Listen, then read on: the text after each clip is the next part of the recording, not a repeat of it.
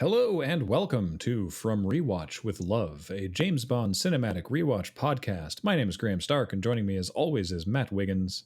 Hello! Hello! And today we are looking at 1987's The Living Daylights. Boy, it is, new year, new Bond. There is so much to talk about, and this is very different. There are many aspects of this movie that are very different, and a few things that are still kind of the same in an interesting way. Yeah. A View to a Kill saw the end of the Roger Moore era, and we are now under the brief reign of Timothy Dalton. So I guess we should start briefly by talking about how that almost was not the case. Yeah. That sounds like a good place to start.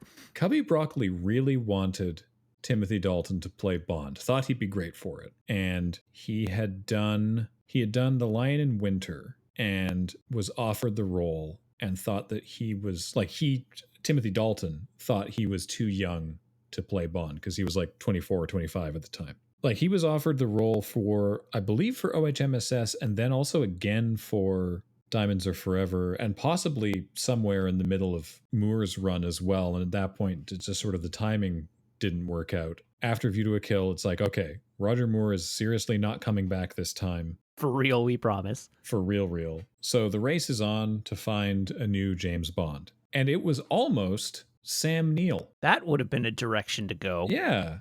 Most people will know Sam Neill from Jurassic Park. Or Event Horizon, if that is scarred into your brain the way it is for me. Yeah. Or his wonderful Twitter videos of him on his farm in New Zealand. But I mean, we had an Aussie play Bond in Lazenby, so why not someone from New Zealand? No issue there. Everyone loved Sam Neill. They did screen tests. They were like, this guy's great. Like, every part of the production crew thought Sam Neill would be awesome in the part, except Cubby Broccoli. And if the buck stops anywhere, it's with Cubby. So it wasn't going to be Sam Neill. He really wanted Timothy Dalton, but Timothy Dalton had a conflict and was filming a movie. I'm not entirely sure because the timing the timing obviously shifted. I mean, spoilers, there was no longer a conflict by the time they got around to producing the movie. But he couldn't do it. And so they said, well, what about that other guy we were thinking of? What's his name? Pierce Brosnan. That sounds great. Let's get Pierce Brosnan to do it. In fact, great timing. His TV series has just been canceled because Pierce Brosnan was on Remington Steele on NBC. Right. The show had been contracted for 7 seasons, and NBC had decided to cancel it after 4 seasons. And then it's a little unclear on how this all actually shook out, but it certainly sounds like NBC got wind that they were interested in having Pierce Brosnan play Bond. And then on like day 56 of the 60-day clause in the contract, they decided, you know what? Actually, not canceled. Take backsies. And they did a 5th season, in air quotes, of Remington Steele that rather than 22 hour-long episodes was 6 made-for-TV movies. Huh. I don't know if maybe they thought that they were like going to try and get more eyes on Remington Steele by him also being in Bond, but Cubby Broccoli said Remington Steele will not be James Bond. Unfortunately for Pierce Brosnan, NBC was like, nah, sorry, we've decided that your show is not canceled and you are still under contract. And then Cubby Broccoli was like, well, sorry, that means you're not James Bond. But something had worked out favorably in Timothy Dalton's schedule, and Timothy Dalton is James Bond, at least for the next 2 movies. Huh. Yeah, what a strange tale to get to this end point. As you were going through this, I looked up like Sam Neill circa 1989 because I was like, what did Sam Neill look like in 1989? Because of course I know what he looked like in like Jurassic Park, which I think was 93, and I know what he looks like today, but I was like, what would that have looked like? I can see why the crew all were behind Sam Neill. You look at him in 89, I mean, he looks like Sean Connery. Yeah. There's like a really clear Sean Connery look there. And I mean, he's a great actor. I would have liked to live in the alternate universe where those movies got made. That sounds like it would have been quite an adventure. Yeah. Would have made for probably a different Living Daylights. Probably. Yeah. As it is, the Living Daylights that we did get is definitely there are some very clear departures right off the bat from previous Bond films. And one of them, obviously, is Bond and the way that he's playing it, because Dalton brings a little bit more of an edge to the character. He's certainly not as affably charismatic as Roger Moore was. Yeah. Look, I've seen Hot Fuzz dozens of times. For those who are unaware of what else you may have seen Timothy Dalton in, he plays Simon Skinner in Hot Fuzz, and he's evil in that movie. He's brilliant, but it's very difficult to not hear like an edge of bad guy in there. If you're wondering where else you might have seen Timothy Dalton, he was in a couple episodes of Doctor Who around 2010. He's the voice of Mr. Pricklepants in the Toy Story series. Oh, that's where I know him from.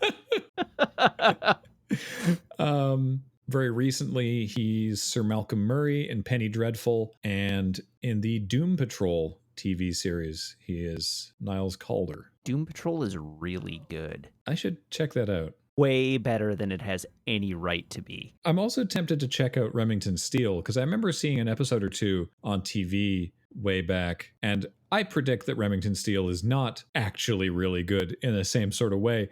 I was just reading the plot synopsis, and the premise is that Laura Holt, played by Stephanie Zimbalist, is a private investigator who's opened a detective agency, but nobody will hire her because she's a woman. So she gets this charismatic con man, makes up a fake name for him, which is Remington Steele, and he pretends to be the private investigator.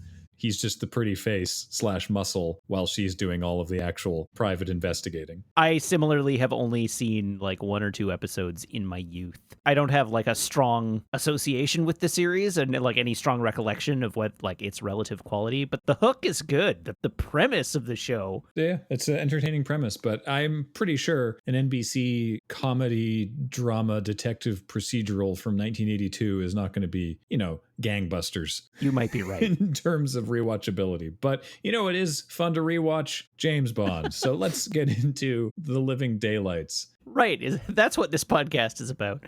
1987 made for a budget of $40 million, so $91 million today. And with a box office of $191 million or $437 million, so still cracking in at around $500 million. Not bad at all. Not bad at all. It feels like in its day, and I mean, possibly even in retrospect, opinion is divided on The Living Daylights. And I think that has a lot to do with sort of what you personally expect out of a Bond movie. Whereas I like to think that we're coming into this being like, look, just let the movie do whatever and have it wash over us, because we've enjoyed very silly ones. We've enjoyed much more serious ones.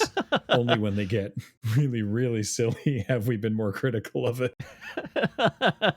I think there is a problem with this movie that was, I think, much more apparent if we look back to Octopussy, because this is still directed by John Glenn, who has directed the last several Bond movies, which is just that a lot of his movies have tonal inconsistency within themselves. And this is clearly a lot more of a grounded Bond film than even View to a Kill was. And yet there are still moments that are very silly. And I don't mind levity in the serious movies. If we go forward to Casino Royale with Daniel Craig, that's a very gritty Bond film that still has some really funny moments. But there are moments in this movie that are pure goofball in contrast to, like, this movie is violent and bloody. Like, it's not like a gore fest, but like, generally speaking, in the past, when we have seen blood, it's been like the villain is intentionally cutting Bond's arm for sharks. That happened in 2 different Roger Moore movies, now that I think about it. But generally speaking, you don't see a lot of blood. And in this one,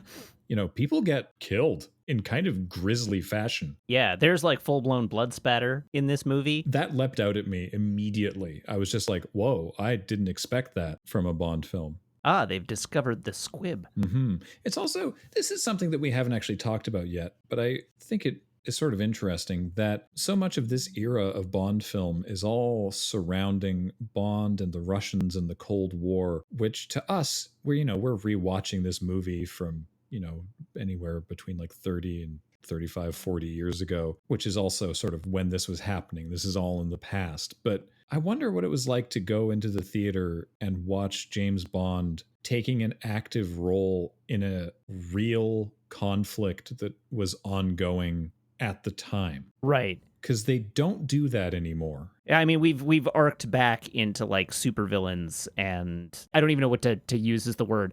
The odd sort of like corporate magnet. Mostly they have arced towards the Draxes and the Dr. No's of the world rather than the Cold War era. And I mean, the movies will grapple with that a little bit as we move forward. I recall that being sort of the era that we're heading into as they come to terms with the fact that the Cold War is over and they no longer have that enemy to play with. Yeah, I mean, that was the first exchange that Judi Dench as M and Bond having GoldenEye is she is very dismissive of his existence, even calling him a relic of the Cold War. Right. It is interesting though that they haven't even really tried to engage with the sort of like modern threats. And it's, you know what, it's probably to their benefit that they haven't. I don't think today's movie audiences want to see, I mean, I certainly don't.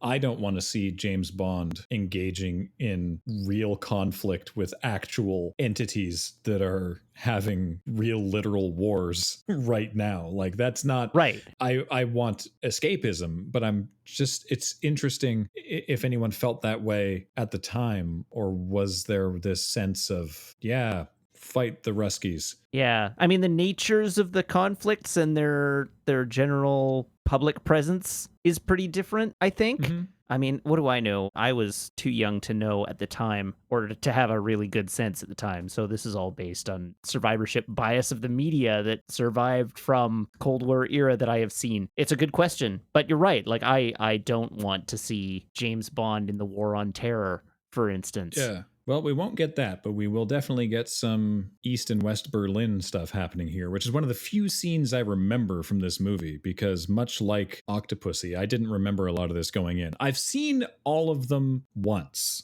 because 2 to 3 years ago, maybe even longer now, we were doing a weekly rewatch, and we got up to Casino Royale. So I'd seen this movie once as part of that, and that might be the only time that I'd seen it. Oh, wow. And so I didn't remember anything, but there were a couple visuals that I was like, oh, I remember that. Yeah, there's a few things in this movie that stand out as being pretty memorable. But anyhow, why don't we start talking about the content of the film, and then we can get into it. So the movie opens with some amazing establishing shots of the Rock of Gibraltar, which, if you're unaware, is at the southwestern tip of Europe, the Iberian Peninsula. It's funny, it's like it's at the very southern tip of Spain, but it's not Spain. Look, England thinks it's theirs, and Spain doesn't agree. Right, contested territory. They're not like at war over it, but the way that you get something recognized is if other countries agree with you, and most other countries agree that it is an overseas territory of England. Right. Spain is like, I think it's ours, and England's like, no.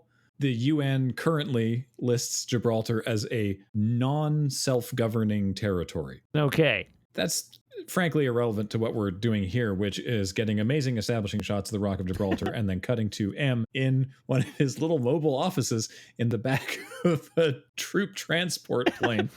And he says that he's sending these 3 00 agents in. Does he make it clear right off the bat that this is a training exercise? Pretty much almost immediately. Okay. He's like, all right, so here's the details of our operation. You will be parachuting into the Rock of Gibraltar. In this training exercise, the ground forces have been alerted to the fact that you're coming, so they will be on high alert. I have full confidence that the double O's will do us proud. Get in there. And then they leap off the back of the plane and rushes back to his desk and stops his papers from flying away. Why does he have that there? I don't know. See, that's one of those sort of silly moments. But anyway, so we get 3 00 agents parachuting in to Gibraltar, being defended by the SAS. Some pretty amazing shots of them skydiving into the rock. And as they're landing, we see somebody watching them with binoculars in the bushes. It's almost immediately apparent that that guy's not part of the SAS, because we had a shot of them wandering around, and this guy doesn't look like them. Yeah, he's wearing all black, head to toe all black, which is what the double O's are dressed in. but not what the SAS are dressed in. They're dressed in standard military garb. So the Double O's touch down. We've only seen them from behind so far, and they're wearing sort of goggles and helmets and such so that we can't actually see their faces. In fact, two of them had their actors chosen for passing resemblances, or at least giving the impression of Sean Connery and or Roger Moore. Right. I can see that. Yeah, so one of them lands and is immediately shot up with paintballs, so he's spotted right away. And the other one, who's not Timothy Dalton, because of course one of these is James Bond, starts scaling the rock side. The man that we saw is at the top of this rope that the Double O is climbing up. He gets hit with the paintballs because an SAS guy thinks that he's one of the Double O's, and he kills that man with a silenced gun, which of course, because it's a movie, is totally silent. He then puts a note on a carabiner and sends it down the rope to the Double O, who reads it and looks pretty shocked, and then the guy cuts his rope and he falls to his death. And this is where I was like, oh gosh, because he ends up in like a bloody scraped up pile at the bottom. Not like a pile, he's still, sorry, that sounded way worse than it actually was. He ends up in like a ditch at the bottom of the hill, but there's a lot of like he's all scraped up and there's blood. And you wouldn't expect to see that in an earlier Bond film. We see the third Double O's head whip around, and there he is, Timothy Dalton as James Bond. He looks over the edge and sees the dead Double O, finds the dead SAS man, sees the cut rope, and realizes that something is not going right here. Mm-hmm. The man steals a Jeep and starts driving down from the top of the Rock of Gibraltar. And this is first of all, what a great location. This is a really cool action sequence with Bond on the roof of this Jeep as it drives down these incredibly narrow switchbacks. A lot of these shots is actually Timothy Dalton. Oh, really? The wide shots are a stuntman, but there's close-up shots where he's obviously like attached to the top of the Jeep with a safety harness, but they are still on this Jeep on these narrow roads. Right. And it looks really good. I didn't see any rear projection in this movie. Oh, there's gotta be some. Even I'm looking at it on my computer screen right now. There are a couple that look pretty rear projection. Not all of them. It's intercut well. I think it's on like really narrow stretches where it would have been really difficult to manage a camera in those spaces. But definitely a lot of it is definitely him on top of the Jeep. You're right. One of the great little bits in this whole scene is that none of the SAS guys have any idea that anything is wrong. They've been put on high alert. It's war games. They've all got paintballs in their guns. They just need to shoot the dudes in black. The only things that have gone wrong here have gone wrong just within the Double O's. And so they're not in on it at all. Yeah. One guy shoots him with the paintballs and Bond keeps running because he's after this guy. And the guy's like, hey, you're out. Stop. So they blow through a checkpoint and a guy shoots real rounds because he's run down a guard. And this ignites a fire in the back of this truck, which is carrying explosives, of course. Because of course it is. Bond uses his knife to break through the roof of this because it's fabric roof truck, climbs down in and is basically having a fist fight with this guy struggling for control of the wheel with a windshield covered in paintball on these incredibly narrow switchbacks, and eventually it goes flying off a cliff. Bond pulls his reserve chute, gets yanked out the back of the Jeep as it's falling to the water and explodes. It's a pretty cool stunt. Yeah. The end of the scene, I think, is like a little on the nose because Bond's over the water in his parachute and he sees a yacht underneath him. And then we cut to the deck of the yacht and there's a woman on the phone being like, oh, I just can't find a good man. Why can't some... It's very stilted delivery. It's like, why can't some amazing, good looking, dark haired man, roguish adventurer, just sweep into my life? And then of course he lands on the boat with his parachute and she offers him a drink. It's in fact even more on the nose that he does like this acrobatic flip off the canopy that he's on, then grabs the phone from her without even acknowledging that she's there, tells the person on the end of the phone she'll call you back, calls in to report, right? She doesn't just hand him a drink though, because he's like, I'll report in an hour. And then she's like, would you like a drink? And he's like, better make that 2. And it's like, dude, you just had 2 00 agents killed in the field during a war game that you were a part of by some guy who you have no leads on. Really? This is what I mean with like internal tonal inconsistency. I should say, overall, I was pleasantly surprised by this movie and I really enjoyed it. But there are some moments like that. Yeah, there are a few moments. I think the thing that gets me about this opening scene, like there's a lot of cool stunt work, like there's a lot of sweet stuff here. It's fun, it's fast paced, it's exciting, but it feels like a really poorly executed hook, because one of the things I like in opening scenes, like these pre-title sequences, is when they have a hook into the film. It doesn't need to be big, but something to be like, here's what's going to set off your adventure, right? Or here's a piece of information that will be important in the puzzle later. And this is one of those, but there's nothing in the scene to indicate that it's one of those. The only thing is that the note is on the carabiner and it gets dropped to the guy, but we don't see what the note is. Like, the hook would be if we saw what was on the note, because we would still have no context for what the content of that note was until later in the film when it's revealed. But we just know there is a note and it's not remarked on or made important in the scene at all, other than the fact that it exists. So the structure of this pre-title scene irks me a little bit, because I can see, like, with a few minor changes, it would have been way stronger. Absolutely. I definitely agree. The opening titles are next, and obviously trying to follow on the barnstormer success of View to a Kill with Duran Duran, they have turned to another very popular, slightly electronic band full of attractive men. In this case, it's Aha, known for Take On Me. Yeah. And this song is definitely trying to be another View to a Kill. It is. Now, View to a Kill was great, so even if something is only half as good as View to a Kill, that's still quite good. Yeah.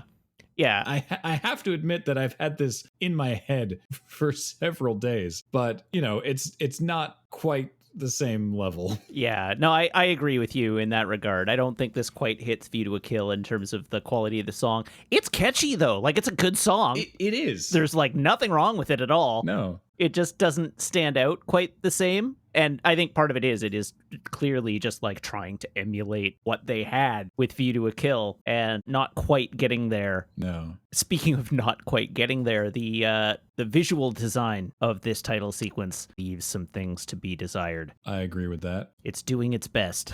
It is. But its best is not very good. There's a shot with a woman lying in water. I think the camera just sort of pans away from her, but it looks like she's being dragged out by her feet. Yeah, I mean, I think that's intentional. Her eyes are closed. The water is like tinted red, as if there's blood in the water. Like, I think she is intended to be a corpse. Huh. The shot that gets me in this one is that, like, early in the song, a car headlight gets superimposed on the screen, and like there's dancing and whatever going on behind it, and it lingers there, and I'm like, there's gonna be a line about headlights, and then they say the headlights fade away, and as soon as they finish saying fade away, it fades away. And I'm like, really? That was the best you could come up with? It's one car headlight superimposed over the screen? All in all, the song is good. The visuals are a little lackluster. This is also John Barry's last movie. Oh. So I'm not sure what that's going to mean score-wise for License to Kill, but I guess we'll have to find out next episode. As the titles wrap up, we find ourselves in Bratislava, Czechoslovakia, at a concert. Bond is there a little late with his contact, who is the MI6 man at Station V, Vienna. They are in a box seat, and he points out to Bond that there is a man in a box seat across from them with 2 KGB goons, and this is the man who is going to defect. This is why they're there, because that's General Georgy Koskov, and he is going to be defecting. And this guy's really got his underwear in a bunch to make sure that this whole thing goes well, because he's been working this particular case for some time. Bond sort of pans around the room and makes note of the lead cellist in the orchestra, just sort of makes idle comment about her, and the man is like, will you please pay attention? He's kind of a jerk. They don't make you like the Station V chief very much in this scene. They make him seem pretty incompetent all the way through, despite the fact that he's not, or at least like mostly not. He's just really like eye on the prize. Yeah, I never got, is this Saunders? Is that his name? I think it is, yeah. Yeah, this is Saunders, played by Thomas Wheatley. I never got incompetent from him, but he's such a needless wiener. That's a good way to put it. I think the incompetent is like he's a station chief. He's not a 00, and he's like quoting regulations to Bond, and as we will see momentarily, Bond reads the situation and reacts to it and does the things that are necessary for the scene to proceed, and Saunders just sort of gets in the way and ends up having his whole plan scrubbed as a result. Yeah. He's just really stuffy and like trying to be in control rather than like letting Bond do his thing, which understandable. It's his operation. He's been working it forever, but the scene casts it as like Bond is the extremely competent one. And this guy's a pencil pusher who's out of his depth. Yeah, that's true. That is true. He makes it really clear that this is his thing. He's going to be delivering the guy. Bond doesn't even get to know the escape route. He just needs Bond there to run sniper support because Koskov requested him personally, which Bond thinks is a little odd. Mm-hmm. So they go across the street. They set up in a sniper position. I like that Bond is able to transform his tuxedo into a turtleneck so that it's not as visible. Yeah. Saunders gives him a ridiculous looking gun. The gun is kind of amazing. I love the gun. Yeah. It's huge. It's massive. The plan is that Koskov is going to basically do a runner during intermission, and as long as he can get across the street to where they are, then Saunders can make an escape. Mm-hmm. So Bond posts up, keeping an eye out for opposing snipers because they've been tipped off that there will probably be an opposing sniper. Saunders gets out some night vision goggles. Intermission happens. Koskov and his goons head to the bathroom. Koskov lets himself out of a bathroom window, and Bond spots there is indeed a sniper in the top window of the orchestra building, and it is in fact the first cellist. This is Kara Milovi, played by Mariam Dabo, who was brought in to like read screen tests to be the Bond girl in like screen tests with, for example, Sam Neill and Timothy Dalton. And then they were like, oh, she's great. Another thing that you'll notice in terms of this new bold era of James Bond it was especially egregious in Octopussy, which was tied with Never Say Never Again for most bedtime partners for Bond at 4, and then still several in View to a Kill. There is a singular female love interest in this movie, and this is she. And I don't think they sleep together at any point in the film. So it's frankly a big departure for at least one aspect of James Bond. They go on a very chaste date. They do, actually. She spots Koskov heading across the street. She looks out of her depth. She looks nervous and not really sure of what she's doing. Saunders spots her, tells Bond to take the shot, and Bond makes the call to aim for the gun, which he does. He's using a different kind of bullet than Saunders said to use, and so the end result is that she's fine. Her gun got blown out of her hands and she's scared or whatever, but she's dealt with, and Koskov is fine and makes it across the street. But Saunders is super pissed off at Bond for, not following protocol. But calm down, buddy, we got there. Bond is positive that something is not right. Like, this is weird. And so Bond has decided that he's going to be taking over. Saunders has put Koskov in the trunk, and Bond is like, that's the first place they'll look. So he lets Koskov out, puts him up in the front seat, and is like, look, I'm taking over. Saunders asks him what the escape route plan is, and he's like, oh, I'm sorry, it's need to know, which is what Saunders said to him earlier, and just takes off and leaves Saunders standing in the alleyway with the enormous gun. And it says, I'll meet you at the border in like 6 hours or whatever. Where? What border?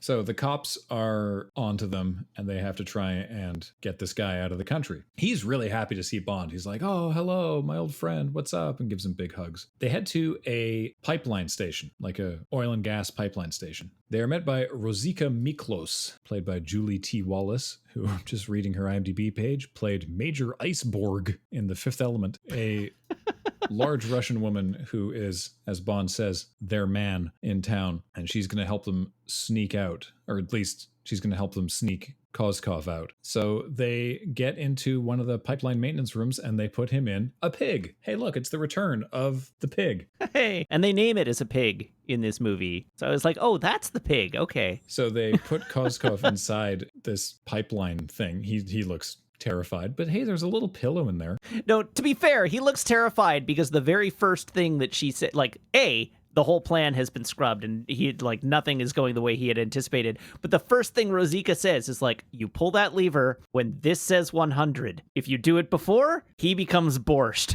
And he's like, I don't like the sound of that. But they shove him in, they give him an oxygen mask. He's like, okay, well, at least tell me how many times you've done this. And just as he's shutting the lid, Bond says, you're the first. And you hear him go, ah, as the lid shuts on him. So, of course, sending this thing through the pipeline would normally set off some sort of sensors. So Rosika has to distract the pipeline foreman, and she leaves the room brandishing a monkey wrench. She's like, I'm going to go deal with the supervisor.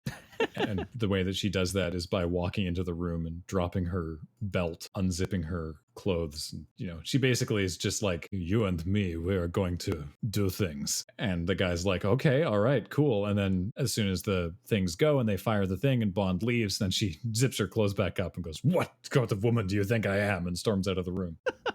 So then we cut to Saunders at the border station, standing next to the east-west, like the Trans-Siberian east-west oil pipeline. Yeah, this is the Trans-Siberian pipeline. This is a real thing. Yeah, and he's just leaning on the pipeline, waiting for Bond to arrive. And so as he's leaning against the pipeline, he suddenly hears this low rumble off in the distance, rapidly approaching, and it just goes through the pipeline behind him, causing him to sort of leap away from the pipeline and look at it in wonder. It crosses the border and goes into this brick stone building where Q and another MI6 agent are waiting. The pig comes to a stop and they pull him out of the pig. They run him up to the roof. He gets in a Harrier jet and the jet takes off vertically off the roof of this building and flies him to safety. It's weird that Q is there, but I guess he has to make sure that the pig is working. I like that Q has to like take a little pill to calm his nerves. This is just Q once again sort of being resigned to being a field agent because he's a familiar face. Yeah, he's never happy about it. The plane takes off and flies off into the distance. Saunders and, the various border guards and whatnot can see this plane because it's just across the border, but none of them have any idea what has happened because they were not involved. The pig went through the pipeline. While this is happening, Bond has picked up Saunders at the border, and they are literally like at passport control as the Harrier jet flies away. And Saunders sort of like gives a questioning look to Bond, and Bond gives a sort of like, I don't know, man, look back to Saunders. They hop back in the car and drive into, I think they're in Austria at this point. Mm-hmm. In the car, Bond says, formally, this will still be your operation. We don't have to tell anybody that things went sideways. Saunders is really upset with him for not following protocol and not following his orders, I guess. And Bond says, I only kill professionals. And that girl was terrified. And I probably scared the living daylights out of her. Hey, we got the title of the movie. We cut to London, to Universal Exports, where Bond and Q are there. They're looking through female KGB assassins because they are trying to, Bond doesn't have any leads. He doesn't know who this cellist is. So they're trying to, these are all the KGB assassins that we know of. The first one is, another large woman who, in a leotard. She does gymnastic style assassinations. And then there's, this little girl. She poses as a child, and her weapon is explosive teddy bears. And Bond is like, none of these are right. We are so far from the realm of what I am looking for right now. Maybe we should do this another time. Yeah. That's just as Moneypenny walks in. This is Moneypenny, played by Caroline Bliss, who does not have a huge amount of movie credits to her name, but she plays Moneypenny in both of the Timothy Dalton Bond movies. She is a lot more direct in her flirtations with Bond than Lois Maxwell was. Yes, but also a lot more pining. Yeah, it's definitely a big contrast to Moneypenny in the Brosnan films. But I mean, also she doesn't get a lot of screen time to do much with, as Moneypenny never did. Granted, it does feel a lot more like she actually seriously wants Bond. Mm-hmm. And it's not just like a workplace flirtation, kind of like they're having fun with each other. It's like, no, actually, she has a huge crush on Bond and wants to take him to dinner, preferably soon, immediately, now. Why are you walking away, James? Q is very excited because one of his boffins is ready to test one of their new devices, which is a boombox that fires rockets. He calls it a ghetto blaster. Yeah, they're working on it for the Americans. That's the funniest part. That's way funnier than calling it a ghetto blaster. I mean, a boombox is in and of itself a good pun. Yeah. The most interesting part of that, by the way, actually, is that that day on set, they were visited by Charles and Diana. Oh, really? Yeah, and the special effects guy suggested that Prince Charles might enjoy setting off the rocket. And so there's behind the scenes footage of him just off shot. He's like 4 feet from the thing with the VFX panel hitting the ignition button to fire the rocket off for the actual shot that's in the movie. Oh, that's amazing. Also, oh, that's so good. The way that they film these things, she might not have even been on set at the time, but Caroline Bliss did play Lady Diana Spencer in a TV movie called Charles and Diana, which is kind of funny. It's a small world. And there's apparently also from that set visit, there's a famous photo of Diana breaking a bottle over Charles's head, because then the VFX guy was like, oh, you want to have a little bit more fun? You know, because Diana didn't get to do anything. Here, why don't you smash a breakaway bottle over his head? It wasn't a surprise. Everyone knew it was going to happen, but there's a fantastic photo of her just like, sheesh, and they both have huge grins on their face, and there's glass flying everywhere. And of course, that got printed in every newspaper.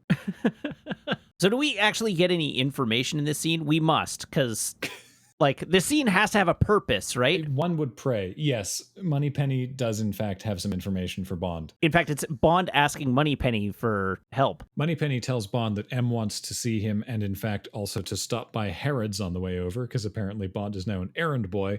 Bond asks Moneypenny to check into anything involving female cellists from that part of the world. That's right. Also, M wants to see Bond not at M's office, but at the safe house where they're keeping Koskov. We cut to near there, where there is a man going for a jog past a milk float. I mentioned this in the Casino Royale episode. That's what they call those milk trucks. So a jogger goes by with his headphones on. The milkman does his deliveries, and then when he gets back to his milk float, the jogger is now hiding in the bushes and strangles him with the cable to his headphones. I like the use of the music in this scene. He's got his headphones on when he's running, and you can sort of like faintly hear it in that scene. The milkman comes back, and there's like, we don't see the guy hiding. He happens to be behind the fence, but the scene is empty, right? And then the milkman walks into it, and there's music playing, and it's the same music that you could hear the runner was listening to previously, but it's not muffled anymore. Mm-hmm. And then he like comes up and garrots the guy with the wire.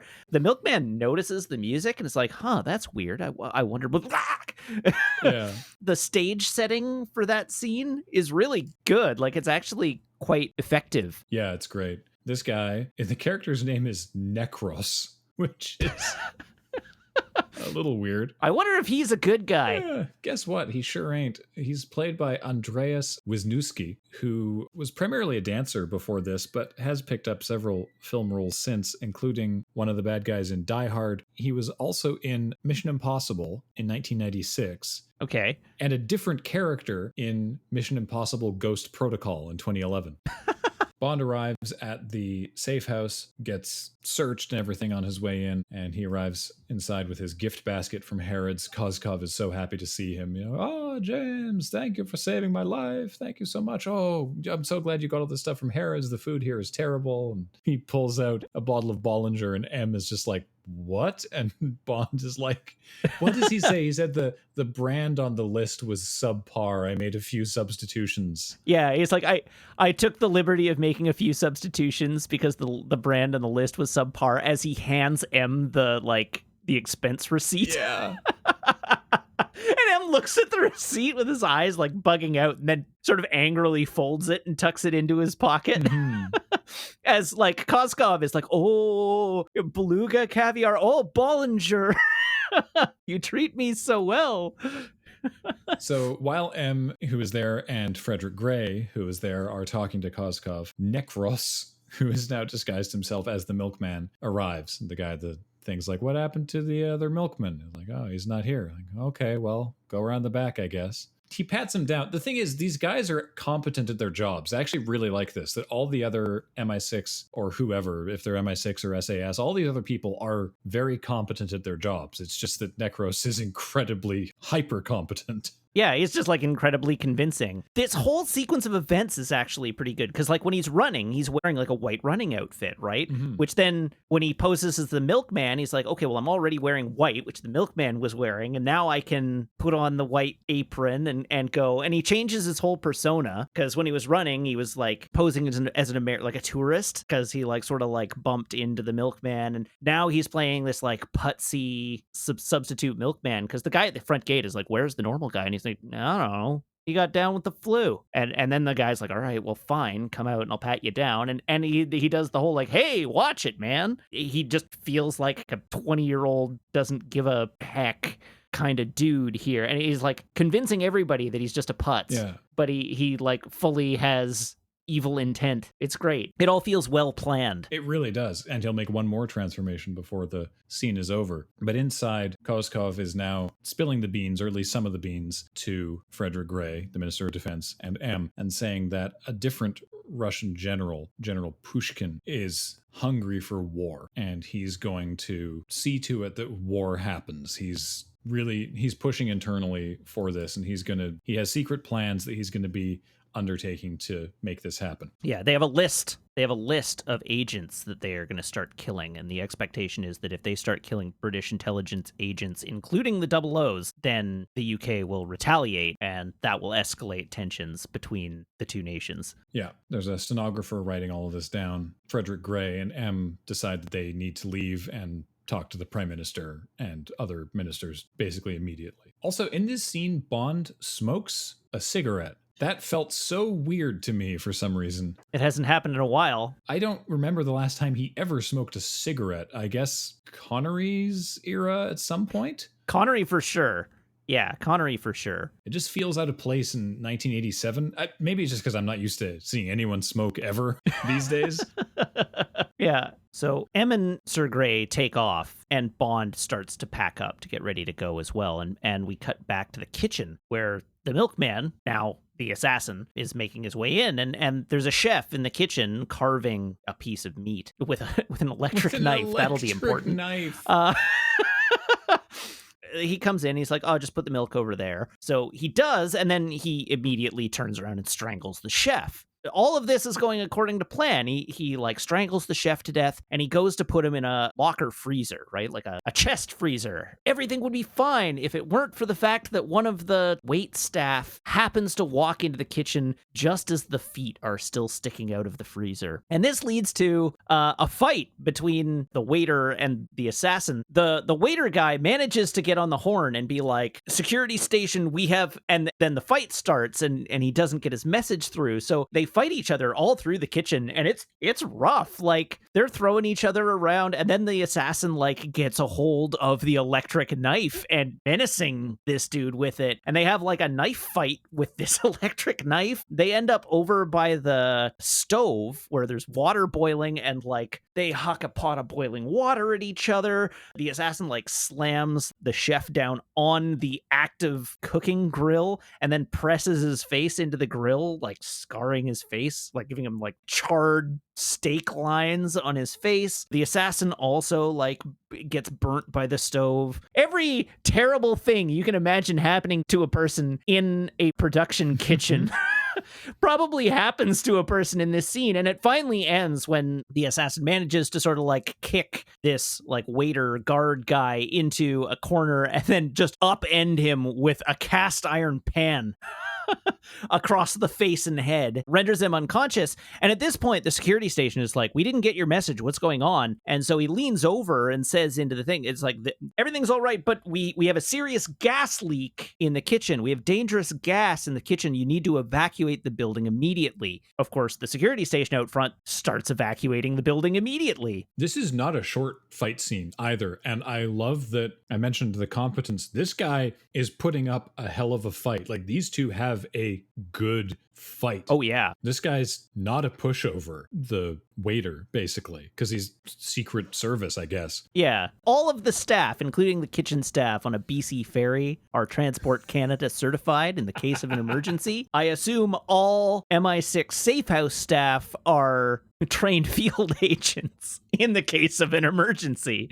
They will direct you to the nearest lifeboat. That was a very funny joke for anyone who lives in Victoria or Vancouver.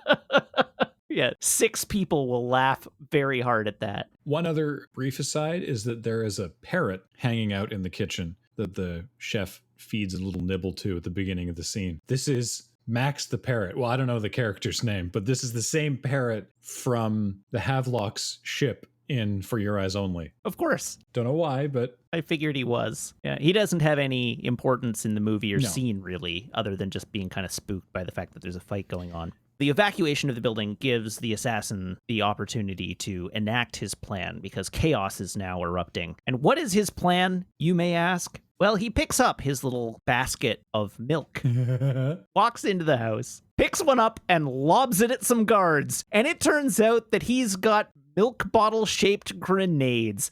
He wings it at a couple of guards who spot him, blows them up. This, of course, to everyone outside the building reads as the gas leak has exploded. So still, all the people outside know there's an emergency, but not the nature of the emergency. The assassin, having just blown these guys up, sees that Koskov is here. And so he pulls out his gun and goes on the pursuit and continues to lob milk grenades at any guards that come his way, causing additional explosions. And he catches up with Koskov and the stenographer in the dining room where he was being debriefed. He gets them both at gunpoint, takes the stenographer's notes off the typing machine and throws them in the fire, ejects the tape from the recorder that they were using to record the interview, tucks that in his pocket, and ushers them out of the room. Upon getting to the kitchen again, sees that there's an ambulance helicopter flying in, and Koskov says, "Who's that for?" And the assassin says, "You," and beans him over the head with the back of his gun,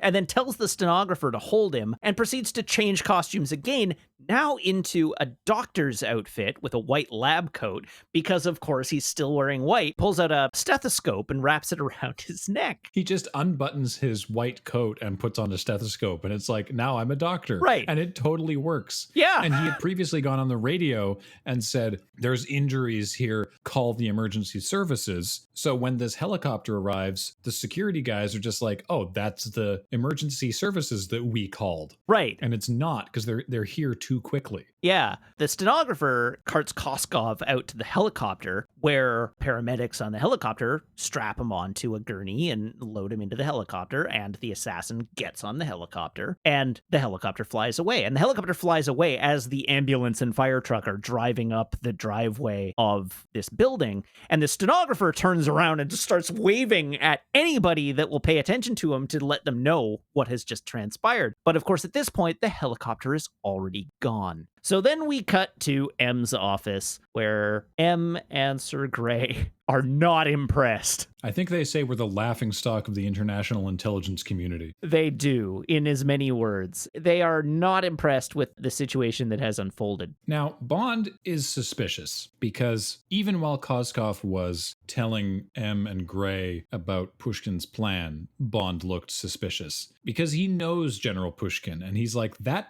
doesn't sound like him. Yeah. He thinks it was a very unusual story. And now that this has happened, there are just too many things that are a little weird that are, to Bond, adding up to this whole thing feels wrong. Right. Also, in the scene, M gives Bond a piece of evidence that showed up from Gibraltar, which is the note that was sent down the carabiner towards 004. And it says, Smirt spionum, which means death to spies. And M confirms that Bond was on Pushkin's list as well, or at least the list that Koskov provided them, claiming it was Pushkin's list. Right. What's happening in the scene is that M is sending Bond to Tangiers to assassinate General Pushkin, because Koskov told them that's where Pushkin was going to be, and they have to put a stop to it. Bond has reservations because he doesn't believe Pushkin is capable of this. So M says, all right, well, I'll pull 008 in from Hong Kong. He doesn't know Pushkin personally, so he won't care. And Bond assures M, no, I will do this. So then we get another Q scene. Q is working on a couple of gadgets, one of which is an Aston Martin. This is an Aston Martin V8 Vantage Volante,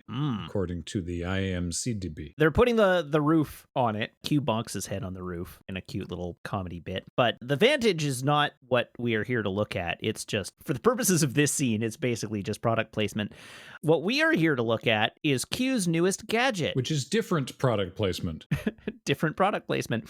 The gadget in this one is what was likely absolutely fascinating technology at the time. It's a keyring finder. If you have this keychain on your keyring and you lose your keys in a room somewhere, you can whistle and it will beep and tell you where the keys are. Q has modified this device. It still works for that purpose, but if you whistle the first few bars of Rule Britannia, it emits a knockout gas cloud, basically, which has a range of about 5 feet and will render anyone affected by it, I can't think of the word, will disorient them for about 30 seconds. He has Bond test it. He puts a gas mask on while this is taking place. It has one other feature, which is that it also has a self-destruct mechanism. It can be used as a bomb. It's magnetic on the back, which Bond tests by attaching it to Q's gas mask on Q's face. And Q says, all right, and we thought your activation code would be most appropriate. It's a wolf whistle. And Bond gets this devilish grin on his face and says, oh, you mean and goes to start whistling. And Q is like, no, stop. You're about to blow my head off.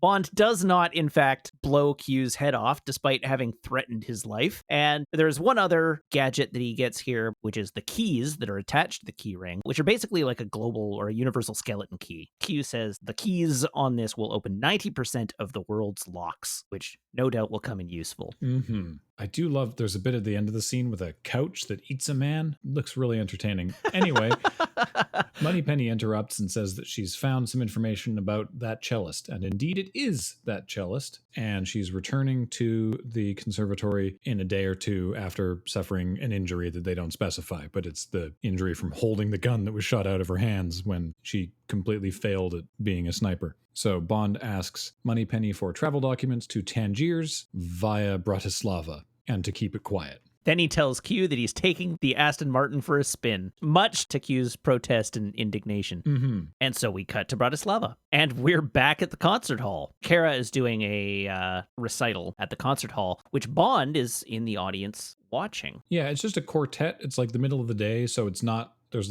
maybe 4 or 5 people in the audience. I imagine this is just sort of like a practice that the public can attend if they want kind of thing. So we cut outside. Kara is walking out of the concert hall with her cello in its case, and she walks past a man who's standing outside, and the man turns, and it's Bond. And she gets on a streetcar. Bond gets on the streetcar and continues to watch her just from the end of the car. And she's looking a little skittish and suspicious, but not at anything in particular. We cut to a shot from outside the streetcar. A bunch of police vehicles and these 2 men in black leather jackets walking away from a car towards the streetcar. One of the men gets onto the streetcar and walks to the back where Kara is trying to look sort of inconspicuous, and he walks right up to her and flashes a badge, which we don't see, grabs her, escorts her off the streetcar, leaving her cello behind. Bond watches this and does nothing. He does not intervene. He just observes. We assume they are some kind of secret police. Presumably, they are like the KGB or some sort of secret police, even though specifically what is not made clear. But as they are walking her across the street back to the car that they exited from, we see a man step out. He begins to walk towards them. This is, we will learn, Pushkin, as played by John Rhys Davies. Yeah, and we know it's him actually because Bond has already seen a headshot of him, so the audience already knows what he looks like.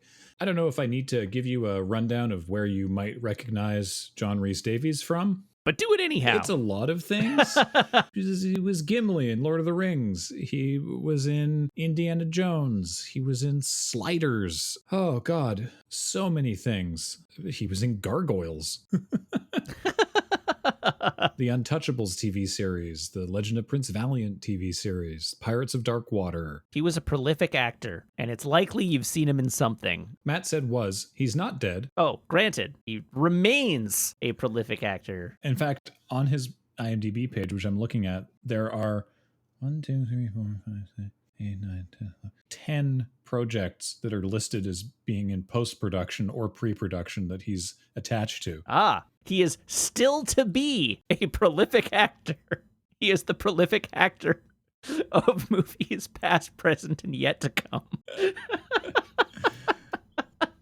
Probably best known as Gimli, or for his roles in Indiana Jones, I would assume. Probably. When we were watching the movie, Kathleen was like, oh, John Rhys Davies playing a bad guy? That's sort of unlike him. He's so likable. And that ends up being really relevant, actually. Spoilers.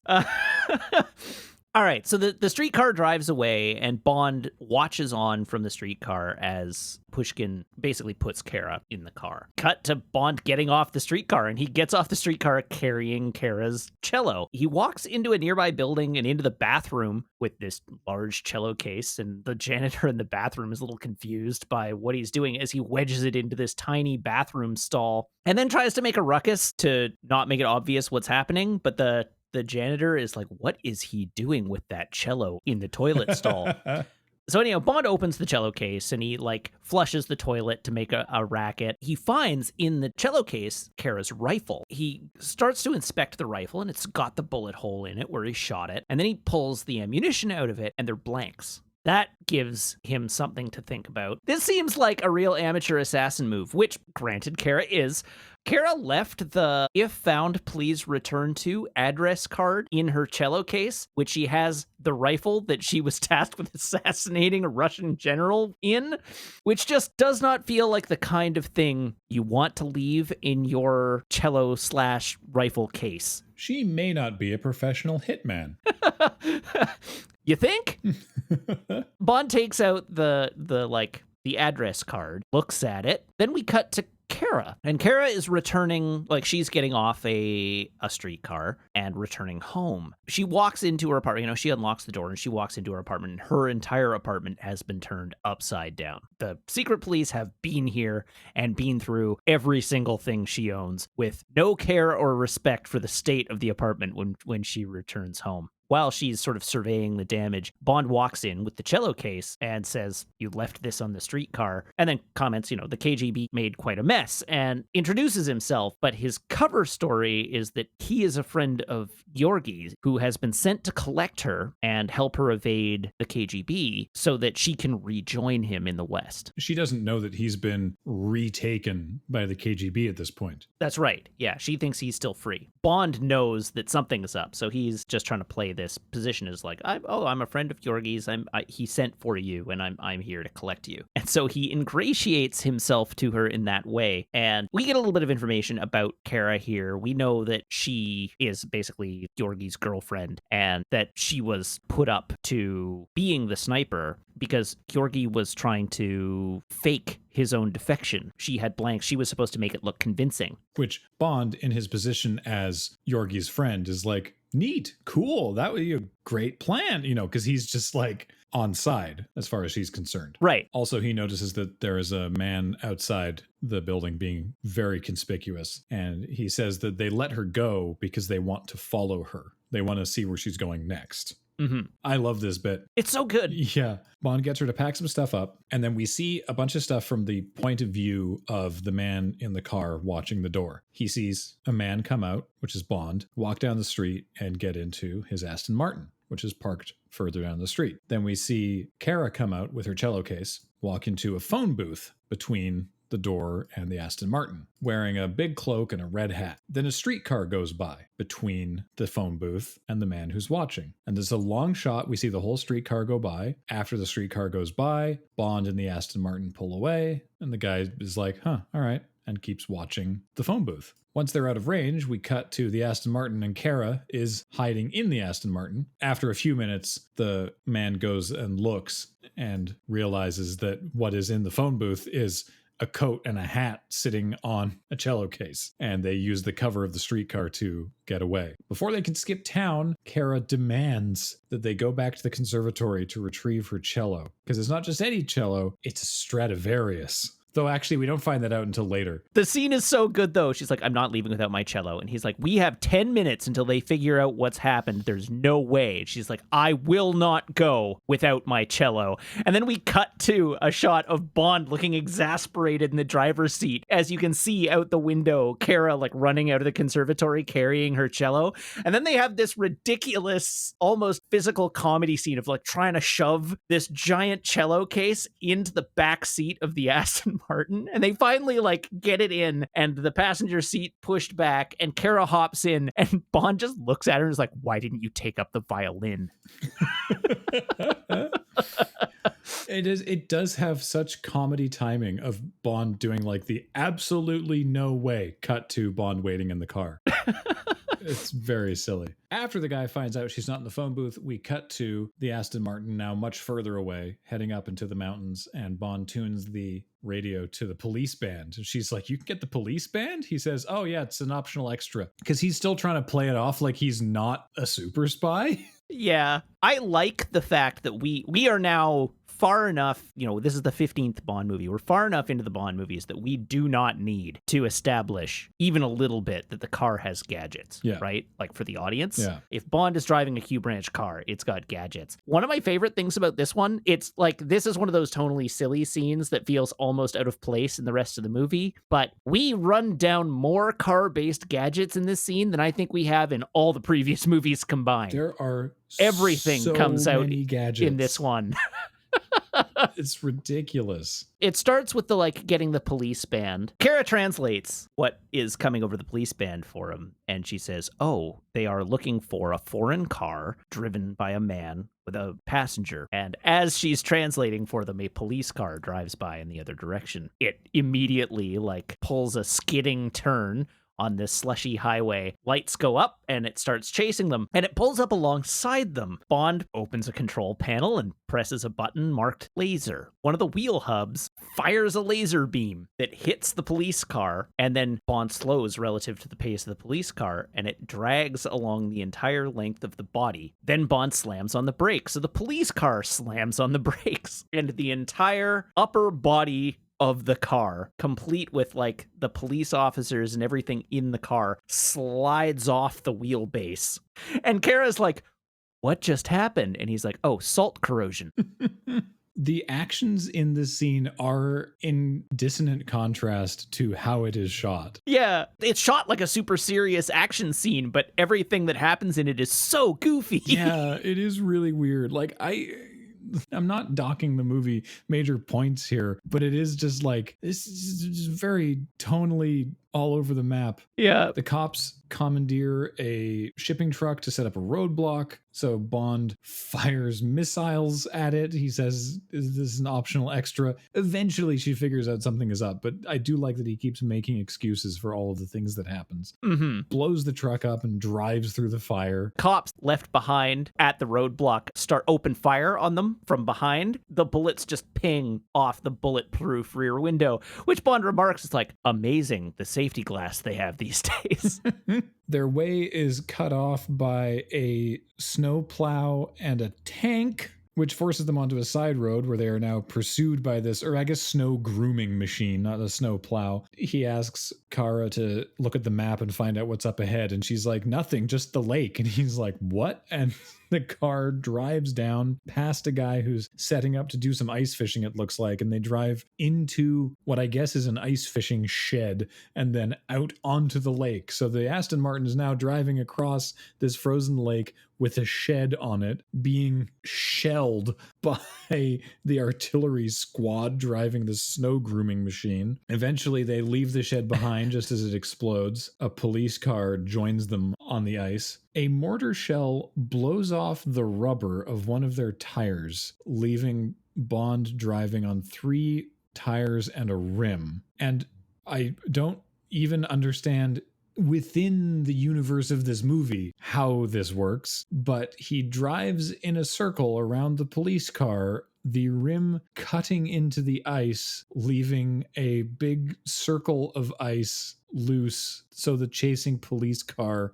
sinks. very slowly on this piece of ice. We get to see it in the background. It's pretty funny, actually. Oh, it's very funny, but it's like, how did you do that? How the ice is like half a foot thick. I don't. All right, so the way I conceptualize this in my mind, the rim scored the ice, and then the police car drove onto the circle that had been scored out of the ice, and the weight of the police car caused the ice to crack where it had been scored, creating a floating ice circle that, as we see, tips. It doesn't sink horizontally, it tips because the weight of the police car is not balanced on the center circle. But that's how I get it. Because that's how you cut glass, right? Like you score glass and then you flex it and it breaks along the score as opposed to breaking randomly. I'll allow it. He then puts out the snow skids. Because it has snow skids. And extends the snow spikes from the tires. And so Bond is now absolutely bombing along the frozen lake surface, being chased by another police car, to a wall with some stairs. He engages the rocket motor to get a boost of speed, uses the stairs like a ramp, and flies completely over the wall and down the hill on the other side, the pursuing police car careening headfirst into the guard station shed. Bond and Kara, now barreling downhill, go through some trees that break off the snow skids, and the car just buries itself in a snowbank. So they get out and try to get away on foot. Bond hits the self-destruct on the car. Q's going to be so annoyed. It just had a fresh coat of paint. Yeah. But they do extract the cello, and so after we see that they're being pursued by men on skis, we cut to Bond and Kara sitting in either half of an open cello case, using it like a sled, with Bond using the stand from the cello as a rudder while they barrel at top speed down the hill. With the great quip from Bond, this might in fact actually be my quip of the movie. As Bond quips to Kara, "I'm glad I insisted you bring the cello." There's another great joke in this scene too, but as they're sledding down this mountain, the skiers and what have you are shooting at them with rifles. Bond puts a hole in the cello, like gets hit by a bullet, and he just looks at Kara's like, sorry. We then cut, as this chase is happening, to a border station at the bottom of the mountain. There are these two sort of hapless-looking border guards. We're passing from Czechoslovakia into Austria. That is what this border is. The two hapless-looking border guards looking up the hill at these two people riding a cello case, chased by 10 guys on skis and an APC, all firing bullets at the people on the cello.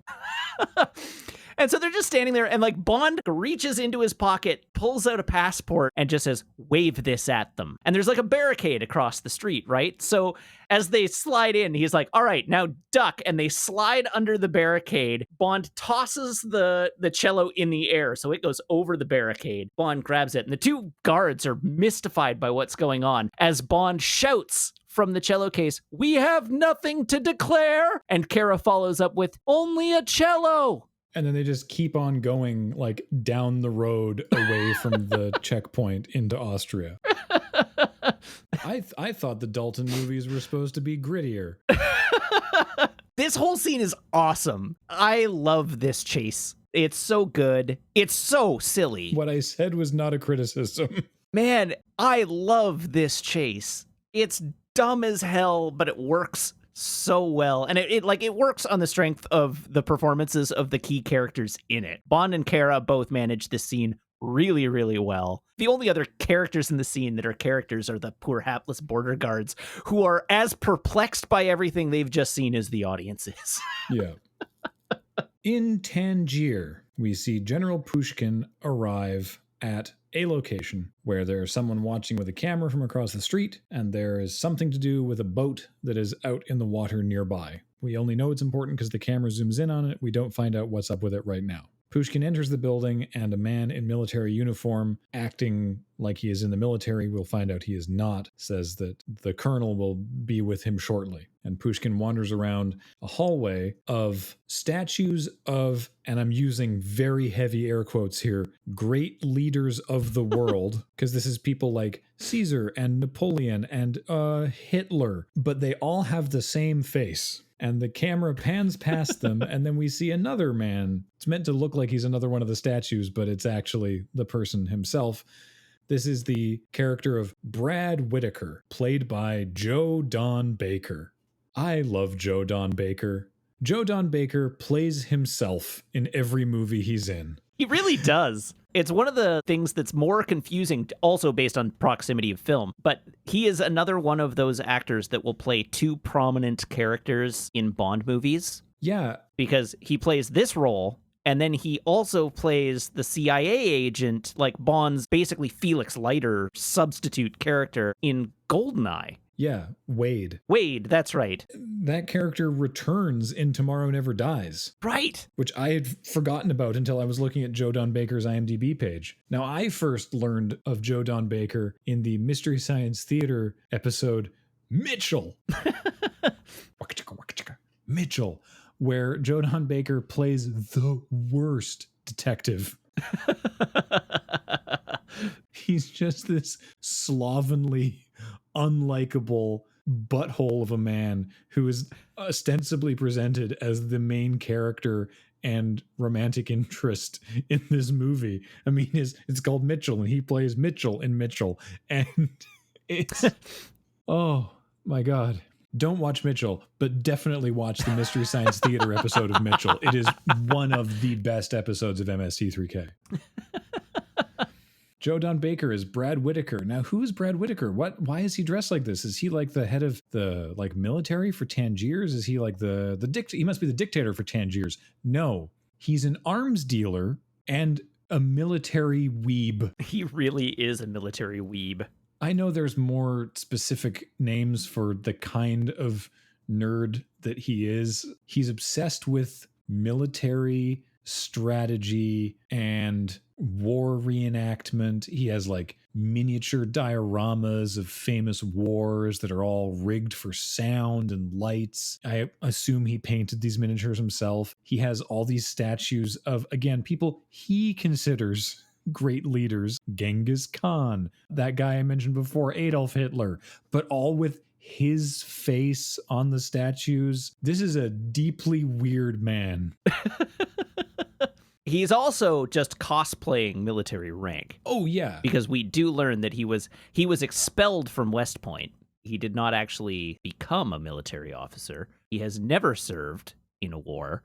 And the movie leaves it a little bit sort of ambiguous as to whether he has, in his role as an arms dealer, sort of created something of a PMC, because like all of his guards treat him like he is the leader of a military organization, and he has various ranks of guards and whatnot, and he runs it like a military organization, but he is not military. It is all not pretend, but certainly role play. So Pushkin comes in and says they will not be doing business. So now the audience knows that Pushkin is not the warmonger that Koskov told the Minister of Defense and M that he was. He says they don't want to buy anything and he wants his money back. To which Whitaker responds, but I've already paid the money to bring the stuff in that you want. And Pushkin says, we've been monitoring your bank accounts. We know that you haven't paid or received any money in that scale. So we'd like our money back. We're not going to be buying your weapons. This was set up by someone else, and I'm not interested. The scene ends with Pushkin basically dressing him down, as you say, being like, you didn't serve, you're playing dress up, essentially, is what he says, which Whitaker does not like to hear. No. Whitaker also is just not very shrewd. No. For the reasons we've already discussed, but he also just like gives away who it is that he does business with, right? Because he says in this scene, is like, I've done all these arms deals with Koskov before.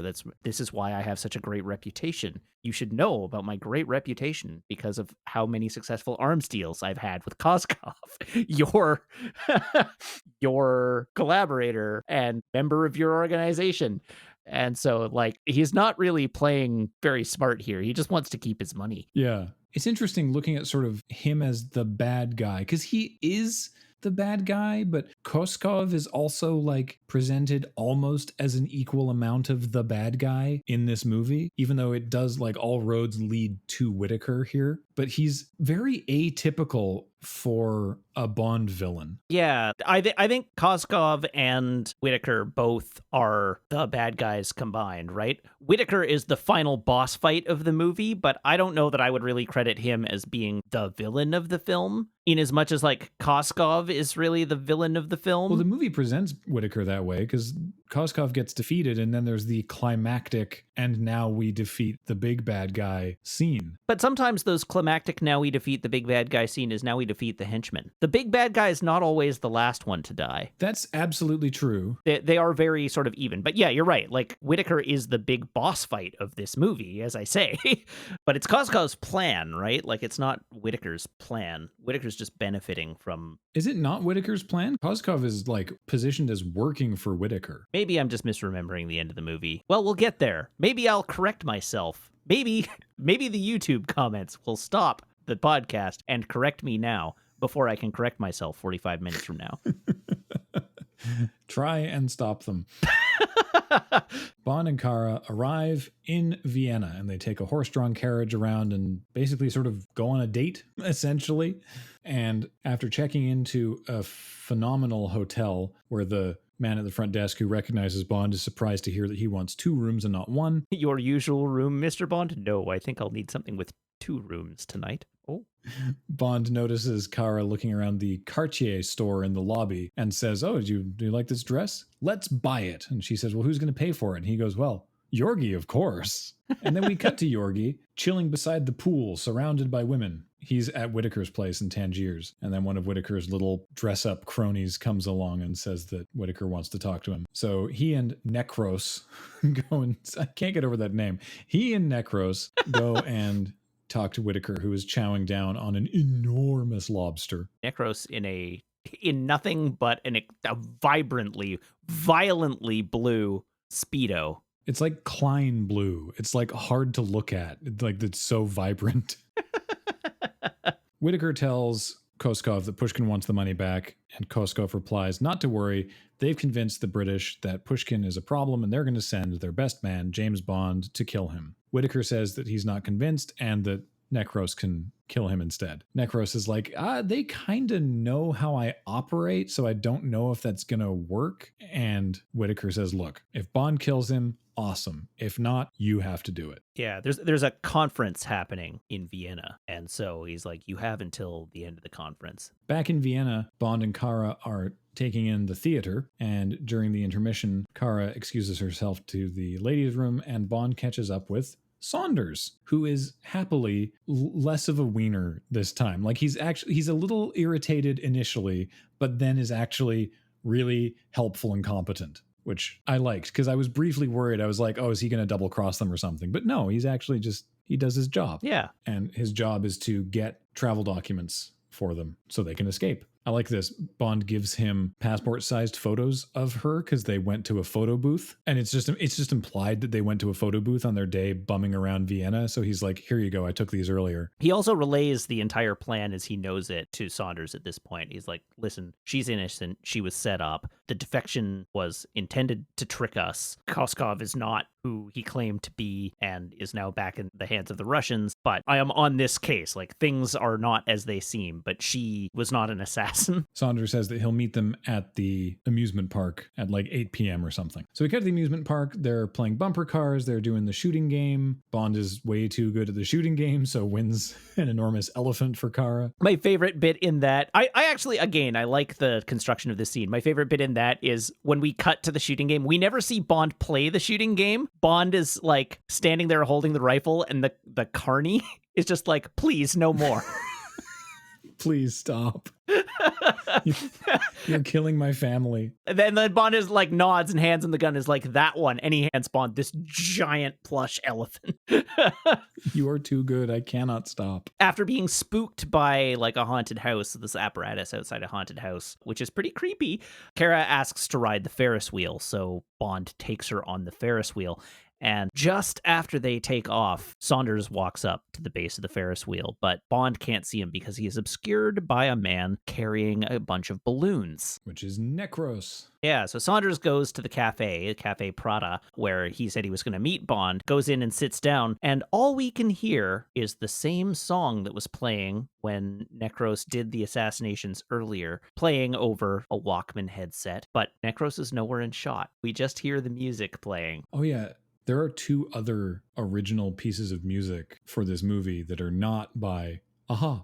There are 2 songs by the Pretenders that are like in the movie, and the one that it plays on his headphones is Where Has Everybody Gone? The other Pretenders song is If There Was a Man. If There Was a Man. Yeah, which shows up during the date. We cut back to Bond and Kara on the Ferris wheel as the Ferris wheel comes to a stop at the top, and Bond turns off the light and says, "The view is much better this way," and then walks over to Kara and they start making out. She initially protests. She's because, I mean, as far as anyone involved is concerned, she is Georgi's girlfriend.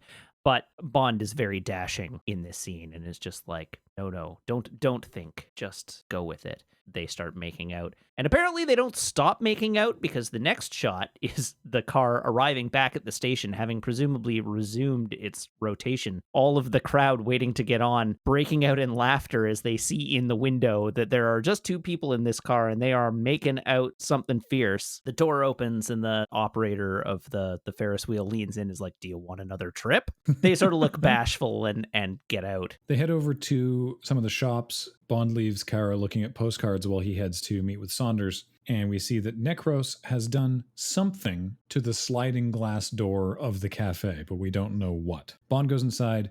Saunders has the travel documents and also a piece of information that Bond had asked for that I failed to mention earlier, which is Kara mentions that her cello is a Stradivarius and was given to her by a friend of Koskov's. And Bond is like, how did your patron afford a Stradivarius? That's ridiculous. Now, all the Stradivarius have names. This is called the Lady Rose, I believe. He asks Saunders, can you look into this? Because, like, what's up with this? And Saunders is like, oh, yeah, so I found out who bought it for a huge amount of money, and it's Brad Whitaker. To which Bond is like, Whitaker, the arms dealer? What? Well, where is he at? And Saunders says, in Tangiers. And Bond is like, okay, the pieces are starting to fall together now. So Saunders gets up to leave as the music swells and gets progressively more sinister. He turns and he walks towards the door, and the door slides open for him, and the music goes, Donna.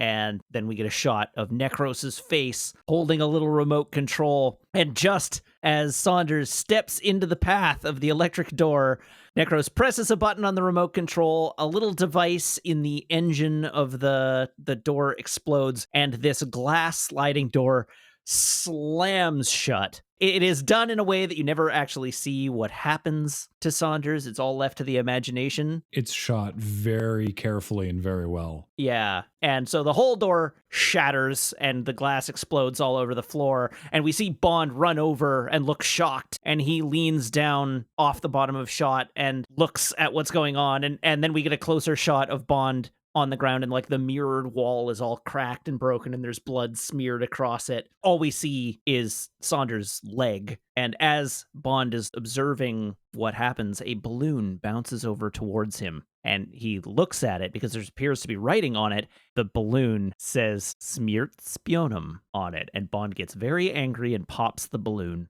He is incensed, and he sees balloons on the other side of a hedge walking along. He noticed that there was the balloon man earlier, so he takes off, pulls his gun, leaps over the fence, and comes face to face with a mother and her child who has balloons, and puts his gun away, and he's very just sort of flustered and angry, and he and Kara take off. He's really pissed off. Yeah, he's not happy.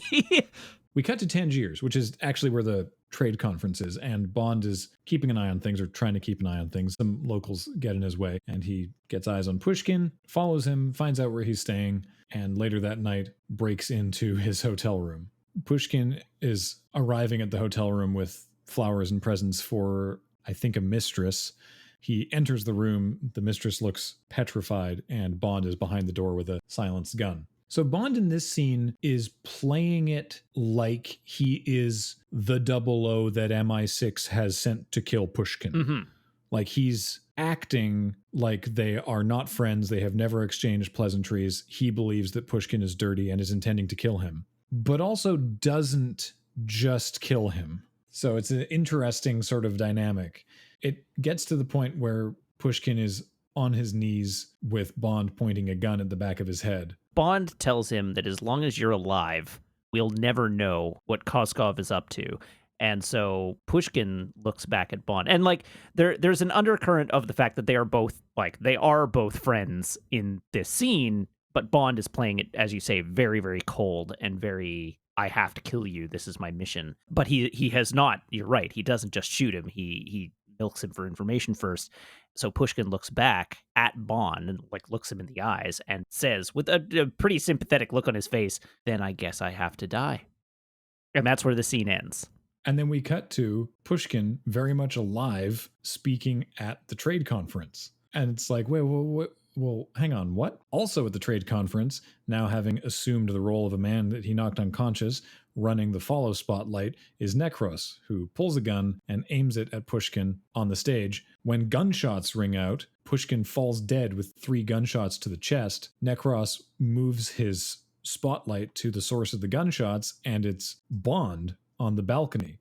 Bond has just now killed Pushkin in public and is being chased by the Tangiers police. So there's an extended rooftop chase of Bond being chased by the police. And there's cool stuff with jumping between rooftops and swinging off radio antennas. And there was even a scene in here that they shot that even they felt was too silly with a magic carpet. Oh, yes, that would be too silly. Where he meets a guy who's like an MI6 dude who gives him a big, like, sturdy carpet that he hefts over some power lines and like so it looks like he's riding the magic carpet kind of thing. And it's like, that's too goofy. But that does not happen in the movie that we are presented with. So yeah, the most ridiculous thing I think that happens in this scene is Bond uses like a radio or television antenna as a pole vault pole. Like he uses it to break his fall. He jumps and grabs it and uses it to break his fall, causing it to flex like way, way over. And then a police officer runs up to it and he lets go of it and it smacks the police, like springs back and smacks the police officer. Yeah. The scene is intercut with Pushkin being rushed to medical care with his wife in tears, where he opens his eyes and gets up and takes off his coat, where he's wearing a vest full of blood packets over top of a bulletproof vest. And he remarks, "This is the first time in my life I'm glad that James Bond is a good shot." Because he and Bond have just conspired to fake his death. Bond, while trying to get away from the cops, is approached by 2 women in a convertible asking him, "Hey, you want a party?" To which Bond responds, "Yes, I definitely do," and gets in the car and they drive away. There's definitely something suspicious about these women. As they get a little further on, he says, "Okay, you know what? Actually, let's party later. Just let me out here." And they don't. And he says, right. No, fair enough. I'll pay you for your time, and starts pulling some money out. And they're like, "Nope, that's not going to do it." And he's like, "Okay, this is literally all I have. How much do you need?" Because he thinks they're just trying to roll him over. But it turns out that they take him to Felix Leiter, who is on that boat that we saw earlier outside Whitaker's place when Pushkin first arrived. This is a completely different Felix Leiter. From the previous or the next. This is John Terry as Felix Leiter, who played Dr. Shepard on Lost. You watched Lost, didn't you? Really? Yeah. Really? He also played Bob Warner on 24. Oh, okay. Yeah, all right. I see it. Sure. You'll have to tell me if he was better in those than he is in this, because in this he's just sort of forgettable. Yeah, I don't remember him well enough to tell you whether he was good on Lost or not, but I recognize him now. There's a couple moments in this movie where it kind of bogs down, and I think this is one of them. I don't think Felix needed to be in this movie. No. I don't think they even talk about anything in this scene. It's like, "Hey, James, I see you're on a mission. It looked like you were in some trouble. Let's have a drink and talk shop," and then it cuts away. Felix will help out later, if I recall correctly, but that's about it. Yeah. Felix pulls him in because he's like, "What are you doing? Are you trying to start World War III? You just executed a Russian general in public in the middle of a trade conference. What is wrong with you?" Bond is like, it's a long story, but Pushkin's fine. And Felix is like, wait, are you telling me this was all staged? And Bond is like, yeah. Do you honestly think I would execute a Russian general in public in the middle of a trade conference? At which point, Felix gives him his gun back and pours them both a drink and is like, all right, bring me up to speed. And then we cut away. Back at Whitaker's place, Necros arrives back, and Whitaker's like, hey, great job. Necros says, oh, I didn't do it. Bond did it. And Koskov says, I told you. Isn't that great? And then Koskov gets a phone call at Whitaker's place, which Whitaker is very surprised to receive. Not as surprised as Koskov, but Koskov looks very nervous when he answers the phone. And we don't find out who it is yet. Bond arrives back at his hotel where Kara is practicing the cello. She makes them both some drinks, but pointedly does not drink herself. Bond is explaining what's actually going on. He gets all the cards on the table, explains what's up with Yorgi, how he faked the defection and everything and was giving her up and wanted her to die, basically, as that sniper, and she realizes that she has made a terrible mistake because that was her who phoned Koskov. Koskov, being a manipulative piece of crap, basically told her whatever she needed to hear to believe him and got her to drug Bond. So as he is falling unconscious, Koskov and Necros come into the room while Kara looks appalled that she has betrayed him in this way. Oh no, what have I done? Yeah. So they hop aboard an ambulance. They put him in an ambulance and take it to the airport where they have faked a passport for him with the name of Jerzy Bondov. And they have also faked a human heart transplant. Right, that's their cover story. They're like, this man needs a heart transplant. Look, here's the heart. And they open up the box and it's this beating heart surrounded by ice. And the customs guy is like, oh, God, close that. I don't need to see that. And leaves. We find out shortly that not only is it like it's a pig heart or something. It's not human, but the ice is actually diamonds. This is how Whitaker is smuggling $50 million worth of diamonds, I think. Yeah. Bond wakes up on the airplane. This is one of those weird sets. Like, it's clearly a military cargo plane, right? And it's not a huge one. They drive the van into the cargo hold on the plane. But then there's just like a commercial airliner interior, I guess, at the front of the plane, because Bond and Kara are both sitting in seats at the front of the plane for this scene. But Bond is cuffed to a chair, but he's conscious again. So he waits until Necros leaves to use the bathroom, then sort of like wakes up and motions to Kara. It's like, Kara, open the chest. I can't get at it. Open the chest so I can see what's in it. And he looks at it and he's like, oh, that's not a human heart. That's an animal heart. And the ice, oh, it's diamonds. And so he discovers that. And then like he hears Necros coming. So he goes back to sort of faking being groggy as Kara slumps back down in her seat to make it not apparent that they've been working together. And then Necros goes to the pilots or to the cockpit, and Koskov comes back and sort of like gloats a little bit. He then tells Bond, he's like, all right, I'm going to turn you into the Russians. You've proven very useful to me turning up, because now I can return to Russia a hero, having brought them the person who killed Pushkin, and you will take the fall for all of this. Yeah, this actually works out amazingly for Koskov in the world where Bond doesn't eventually win. But I mean, now, this looks great for Koskov. Yeah, so he's got Bond. He's going to turn Bond in. Bond is going to end up in a gulag or whatever because he killed Pushkin. That will, of course, lead to Koskov being elevated in rank because Pushkin's dead, or so he thinks. And he already has this sweet arms deal on the books, so he'll be able to provide all these fancy new weapons to the Russian military, and then get an immigration visa and live out the remainder of his life in the lap of luxury in the West. This is his plan, as far as we know it. This is not his whole plan, but this is his plan as far as we know it. They land on a Soviet military base in Afghanistan, and Koskov relinquishes Bond to the base commander to put in the base jail and tells him to take Kara as well. So this is him formally betraying her, and she looks betrayed, but I mean, she kind of knew this was coming.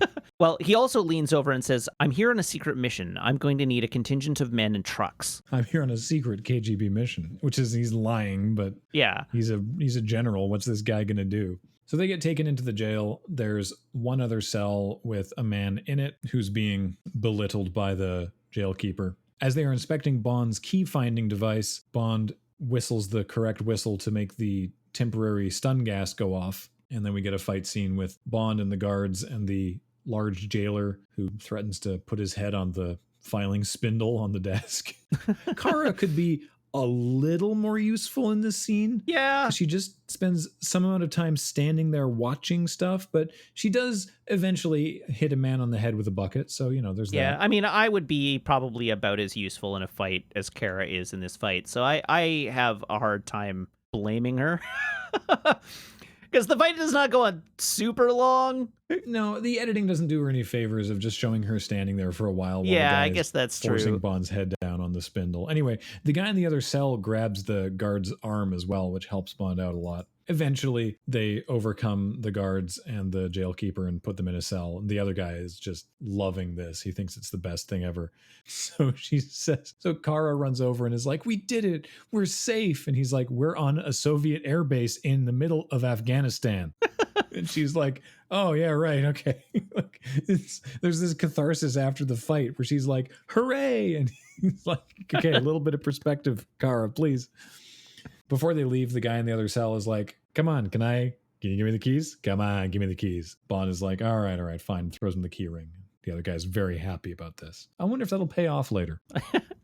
Who knows? So they sneak around the airbase. They spot Koskov and Necros loading the diamonds into a truck, and they steal. Bond and Kara steal a stair truck, like one of the like Bluth family, like the stairs that go up to the plane. I also was going to make an Arrested Development joke, but I cannot remember for the life of me what they call the people that jump on. Are they jump-ons? Is that actually what the joke is? So you're going to get some jump-ons. I do not remember. They drive it over to the fence at the edge of the airbase and then go up the stairs and jump over the fence. It's great. And the man who they helped to get out of the jail cell also comes and leaps off the stair truck, which is lucky because as they're running away from the Air Force Base, a group of conspicuous lumps in the ground stand up and hold Bond and Kara at knife point, only to be halted by the man that they saved. It doesn't help that Bond and Kara are wearing Russian uniforms to disguise themselves at this point. Very good point. I hadn't actually considered that. Because the guy stops them by saying, "They're not Russians. Leave them be. They're not Russians. They helped me escape."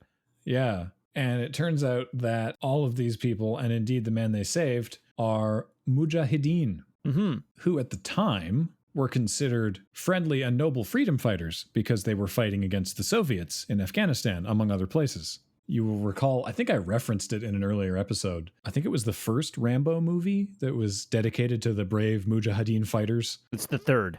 The third one? The one that takes place in Afghanistan. Right, that makes more sense. It's been a while since I've engaged in anything in the Rambo sphere. The first Rambo movie takes place in small town America in the 1980s. So it would be unlikely that you would find many mujahideen there. Does it really? It does. It was filmed in Hope. I knew that. I did. Huh. The first one's really, really good. Now we're diverting again, but the first one's a really, really good movie just in its own right. They spin out from there, but the first one is like legitimately actually a really, really good movie. The third one is not. I had completely forgotten that that's what the first Rambo movie was like. You say Rambo and I just get this image of Stallone shirtless with an AK gunning people down in a desert. Yeah. Or a bow and arrow. Oh, yeah, right. Anyway. But back to the movie we're actually talking about. Yeah, it's just, the point is that the general perception, or rather the way that they are portrayed in North America of militant Islamic fighters from Afghanistan has not been positive. But at the time of this movie, it was like, oh, great, the Mujahideen. Mm-hmm. That's awesome. They also don't like the Soviets. Hooray. Yeah, this movie is It is casting them as heroic friendlies because media had a tendency to do that. The history buffs in the comments will undoubtedly have lots to say about the global political relations as they pertain to the Russian-Afghanistan war and the role of the various local militant factions and their backing by various Western nations. But for the purposes of this film, they're friendly and helpful to Bond and allied with the West, which is, without diving deep down the geopolitical rabbit hole, all we really need to know for the purposes of the remainder of this film. Yeah. Hot take, everyone sucks. By which I don't mean everyone sucks, so it's fine. I mean everyone sucks. And that's a damn shame. Yeah. But for the purposes of this movie, hooray, we're saved. Now, they can't help but also make this guy who they saved happened to be the leader of this particular group of the mujahideen. The character is Kamran Shah, played by Art Malik, who has a career involving playing, many sort of similar characters. They can't help but, of course, make him be a Cambridge-educated, fluent English speaker who is the man in charge of this group of mujahideen, which seems unlikely. A little bit, yeah. This, by the way, this is the main section where I think that this movie bogs down structurally. Yes. Yeah. It's certainly like an attempt by the film to... there's probably not a super tactful way to say this. It is an attempt by the film to make the militants more palatable to a Western audience and to provide them a character that is less different to latch onto as like, he's the good one that leads them all and is going to tell them to help. It is unsubtle in its attempt to do that. Yeah, you're totally right. So Bond asks for help, right? He's like, I need a hand. I need men with guns.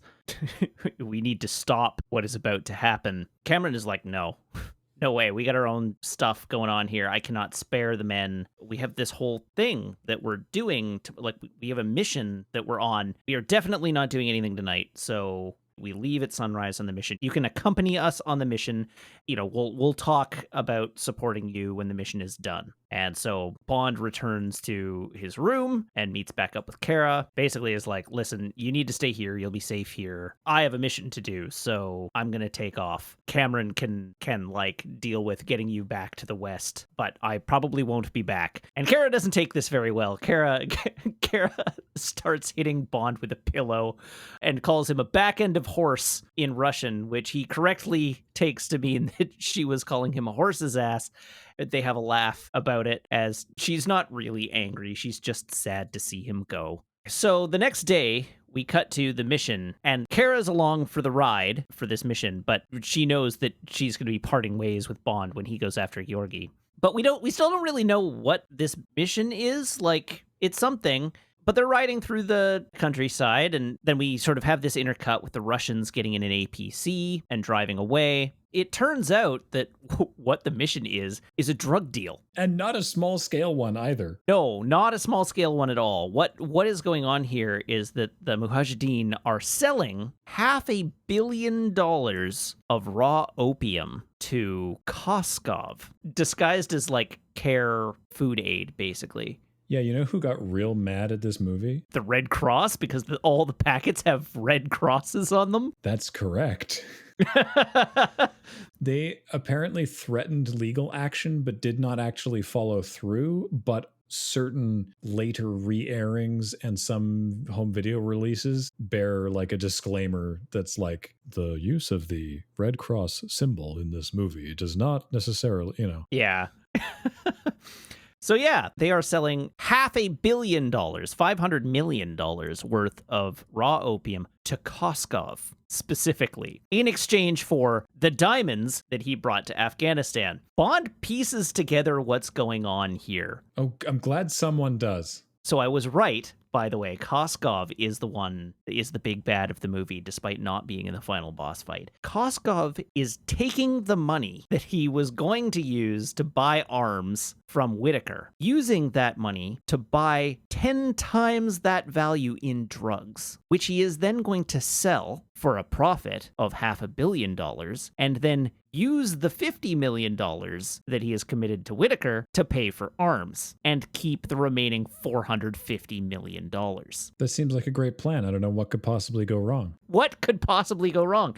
Bond, having pieced all this together, is like, oh, this is what's happening. Well, we can throw a big ol' wrench in this plan. And he tells Cameron this. He's like, we need to blow this deal.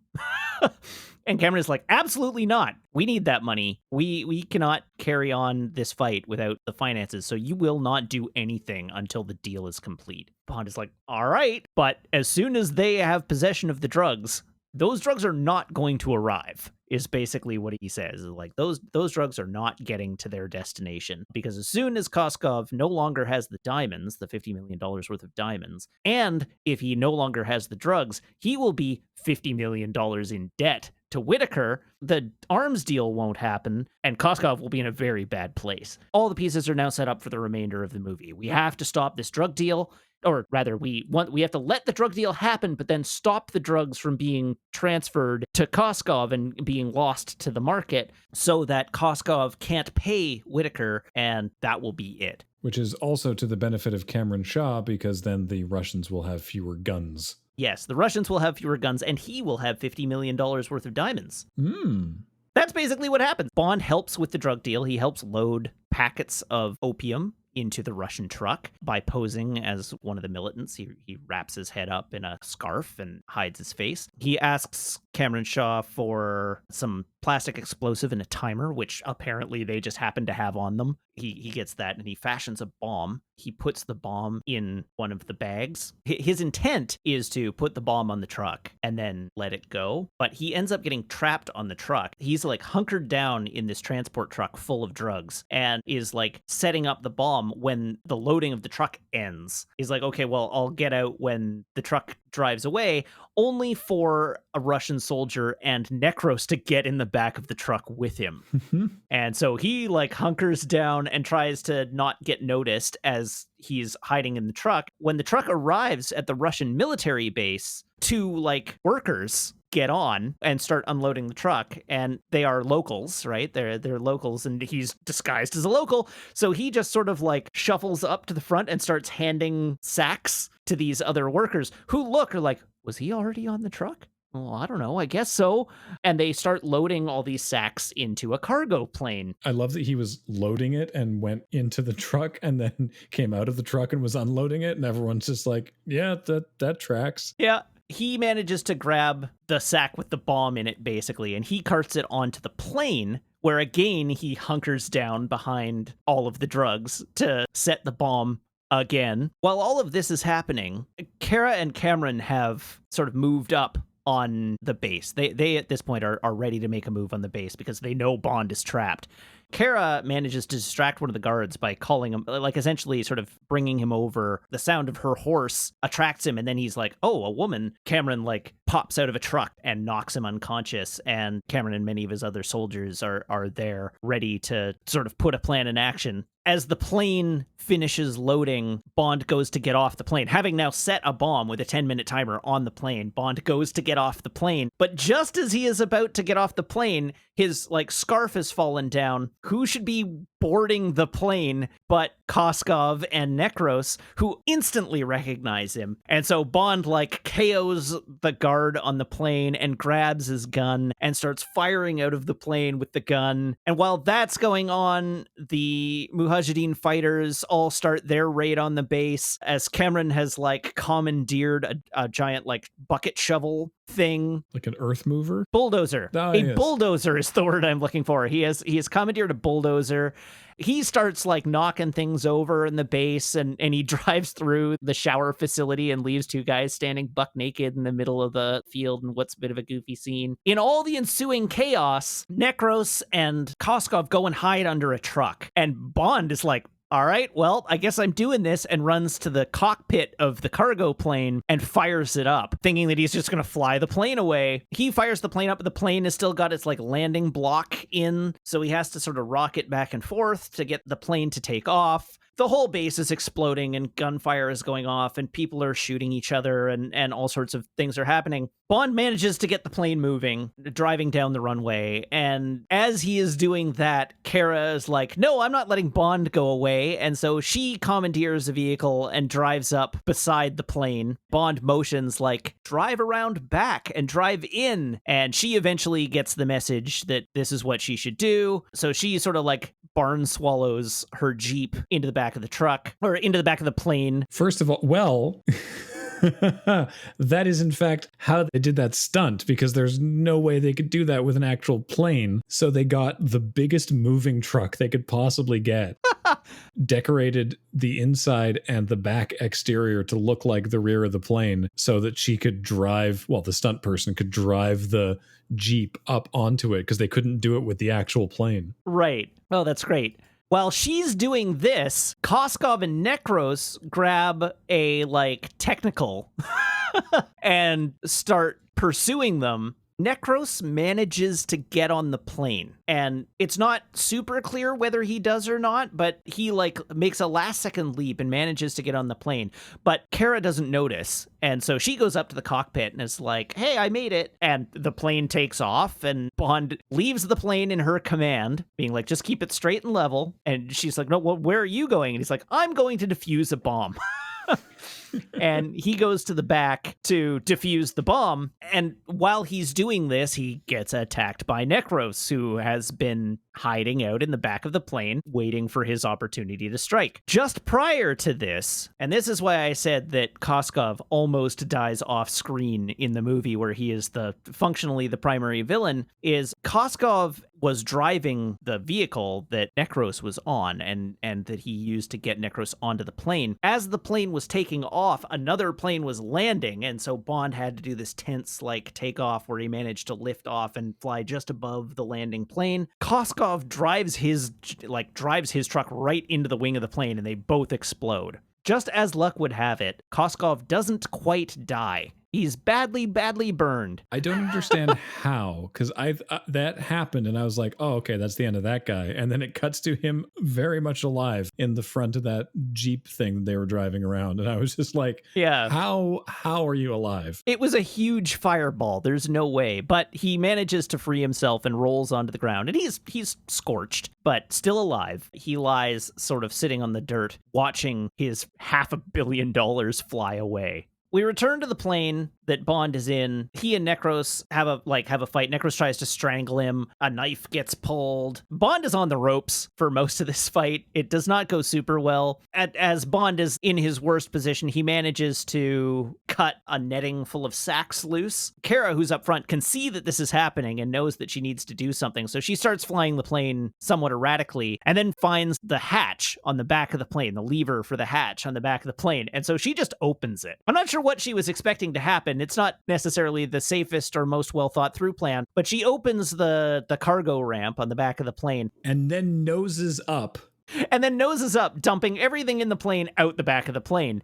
That includes Bond and Necros, who both go out the back of the plane, and this entire cargo net full of opium packs that Bond and Necros both managed to grab onto. And so they're now dangling out the back of this cargo plane, hanging from this cargo net. After dumping them out of the plane and nosing down, she then noses back up. So they do this 0G like lift. Bond and Necros both trying to like climb back into the plane as we get shots of like the ropes that are holding the netting in place getting like frayed and tighter.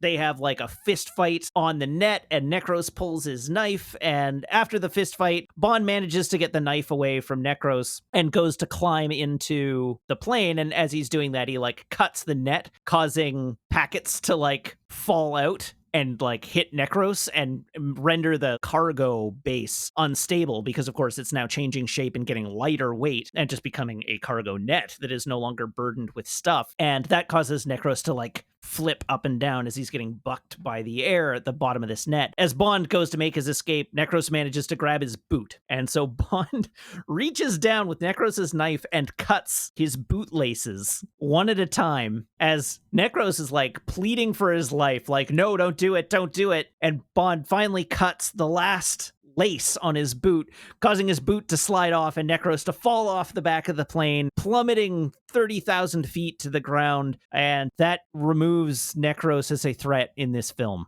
What an amazing stunt, first of all. Oh, yeah. It looks amazing because they did it. They just hung these guys out the back of the plane on a big thing of netting. Yeah. It's amazing. Like they have the actual plane there and this netting full of sacks and these two guys crawling all over it, having a fist fight. And it's super cool. The only thing that bugs me is the bit with the boot, because it's like, Necros, just let go and grab the net that's right beside the boot.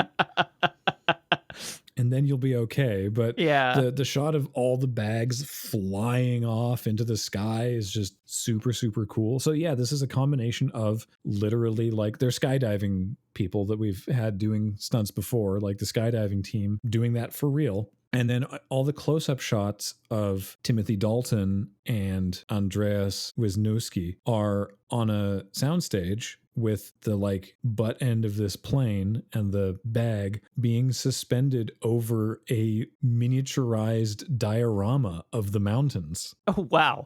Yeah, it's not rear projection. They built like this teeny diorama of the mountains and it works really well. Oh, that's amazing. Yeah. Yeah, this scene is rad. Like, this fight scene is awesome. It's just an incredible stunt. What I love also is at the end, Bond has to get back inside. And so they got BJ Worth, the guy doing the stunt, to be like, okay, when you're done, just, crawl back up the thing. Two problems with that. One, it's really slow because it's hard to do. And two, with the other actor and all of the bags gone, the netting really flaps around in the wind a lot. Right. He came very close to just like bonking into the underside of the tail and getting like smashed. So what they ended up doing is they used the footage from one of the moments where he gets like really badly bucked up in the air and then cut to a reverse shot of Timothy Dalton getting thrown down inside the plane to imply that he gets sort of flipped inside by the air current. Right. It's clever. Yeah, it's super clever because originally he's just supposed to crawl back inside. But in sequences like this, it's got to be interesting for the actors because in sequences like this, it's like, all right, the stunt team went out. This is the footage they have. You got to match to that. Right. Because they're not going to go back out and match to what you're doing. Like they did the harder thing. You can pretend. Yeah. So whatever they did is going to dictate where you have to move in this scene. So Bond does get back aboard. But of course, the thing that's been going on through this entire scene that we haven't mentioned in a while is there is an active time bomb still ticking away. Yep. And so Bond gets aboard and like recollects himself and then sits down and then realizes that he can still hear the beeping in this sea of drug sacks sitting in front of him. And so he shambles around like desperately trying to find the sack that has the bomb in it. And he does. And it's got like 10 seconds left on the clock. And as he's like scrambling around, he manages to kill the timer with 2 seconds remaining and then sort of like slumps down in his seat and is like, well, that was stressful.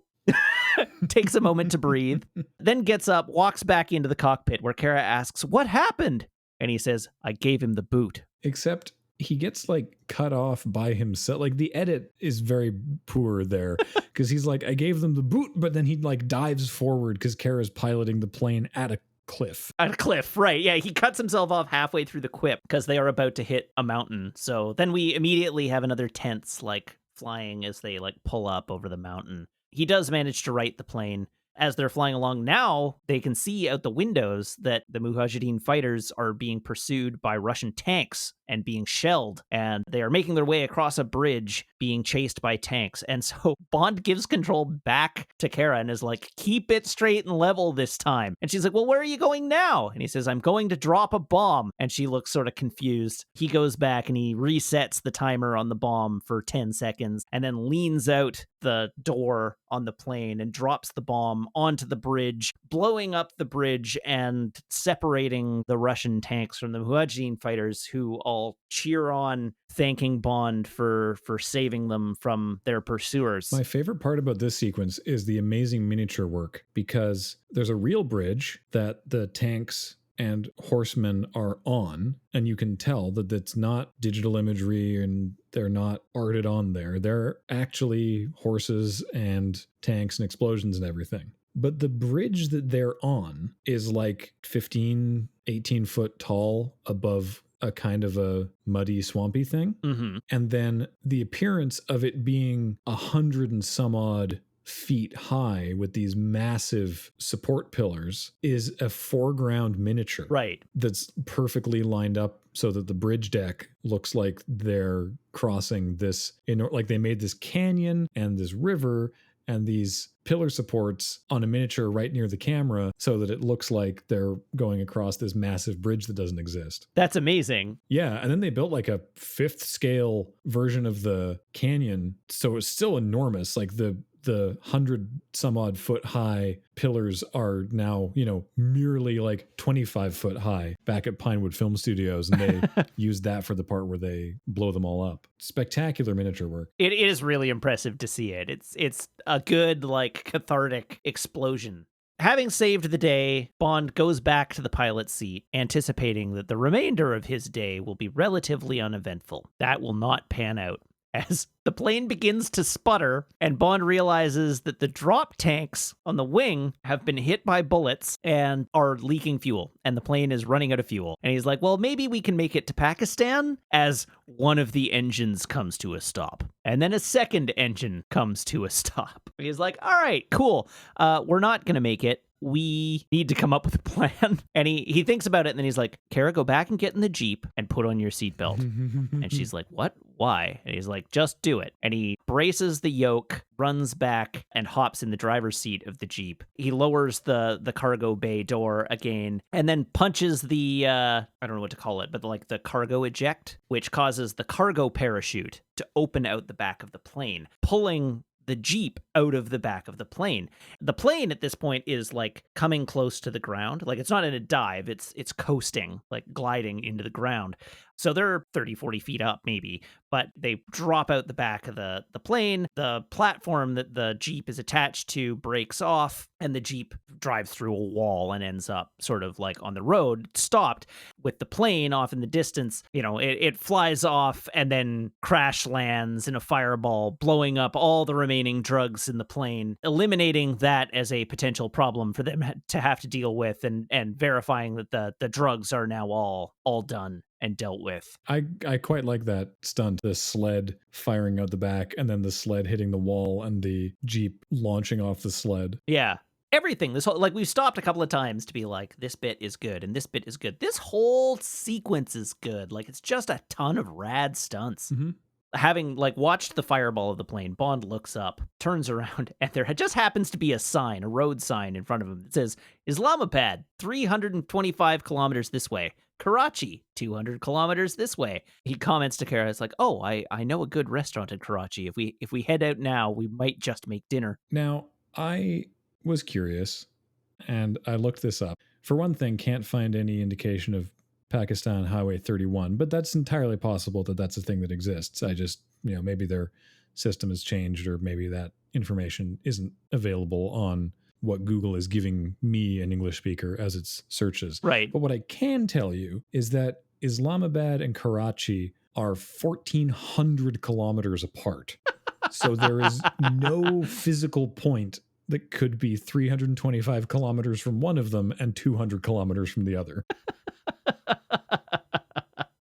They clearly did their research on these signs. I think the research was, what are two places that North American and European audiences will have heard of? Yeah, very likely. And on that front, they are successful. So they drive off towards Karachi. We cut back to Tangiers and Brad Whitaker's place. Bond is on the radio with Felix Leiter. And this is the only other thing that Felix does, is he basically is like, you're okay to go inside, because Felix has eyes on Whitaker's place. So Bond attacks one of Whitaker's guards. But not before being scared by a bird again. John Glenn likes to do that to him. So Bond enters the hall of statues. I definitely thought that like they were going to do a thing with one of those statues turns out to be him because they all look like Joe Don Baker. Mm-hmm.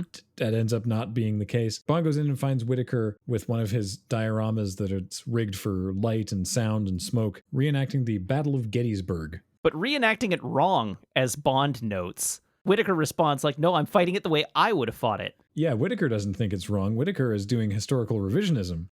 It's actually interesting in the scene because Bond walks up from the wrong side, like the little sign that says what battle this is facing the camera, and Bond walks in from the back of the shot and looks at it and immediately just identifies what the battle is by looking at it and realizes that Whitaker is doing the battle differently from how it actually took place. I know he's doing it wrong. Is he also fighting for the South? It sounds like he's fighting for the Union. I don't know my Civil War history well enough, but he comments that, like, if General Pickett, I think he says, had been more aggressive, had taken more casualties, he could have crushed the rebellion there. Meade. He says Meade was too cautious. If he had taken another 35,000 casualties, he could have crushed the rebellion right there. Once again, I'm sure we will have Civil War reenactors telling us the specific details of how this battle was fought in the comments, but that is what the scene is. He's like reenacting the fight. He's doing it the way he would have done it, presumably being willing to take those additional casualties in order to crush the rebellion right there. I mean, Gettysburg was already a pretty important victory for, you know what? I'm not going to get into it.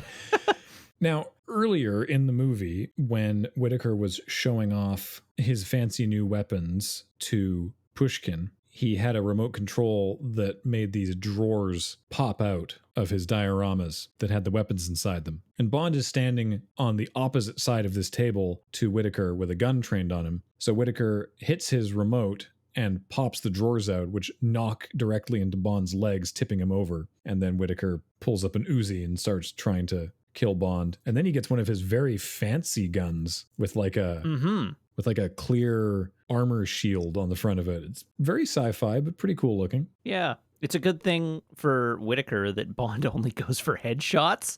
Yeah, you'd think he would just aim low, because his aim is very true. Yeah, but instead of like going for center mass, he just pings 3 bullets off the head shield. I do like Whitaker's line here because he says, "You've had your 8," because he's counting how many shots Bond has had, which is 8. He says, "You've had your 8. Now for my," does he say 80 or 8? 80. Yeah. Now for my 80.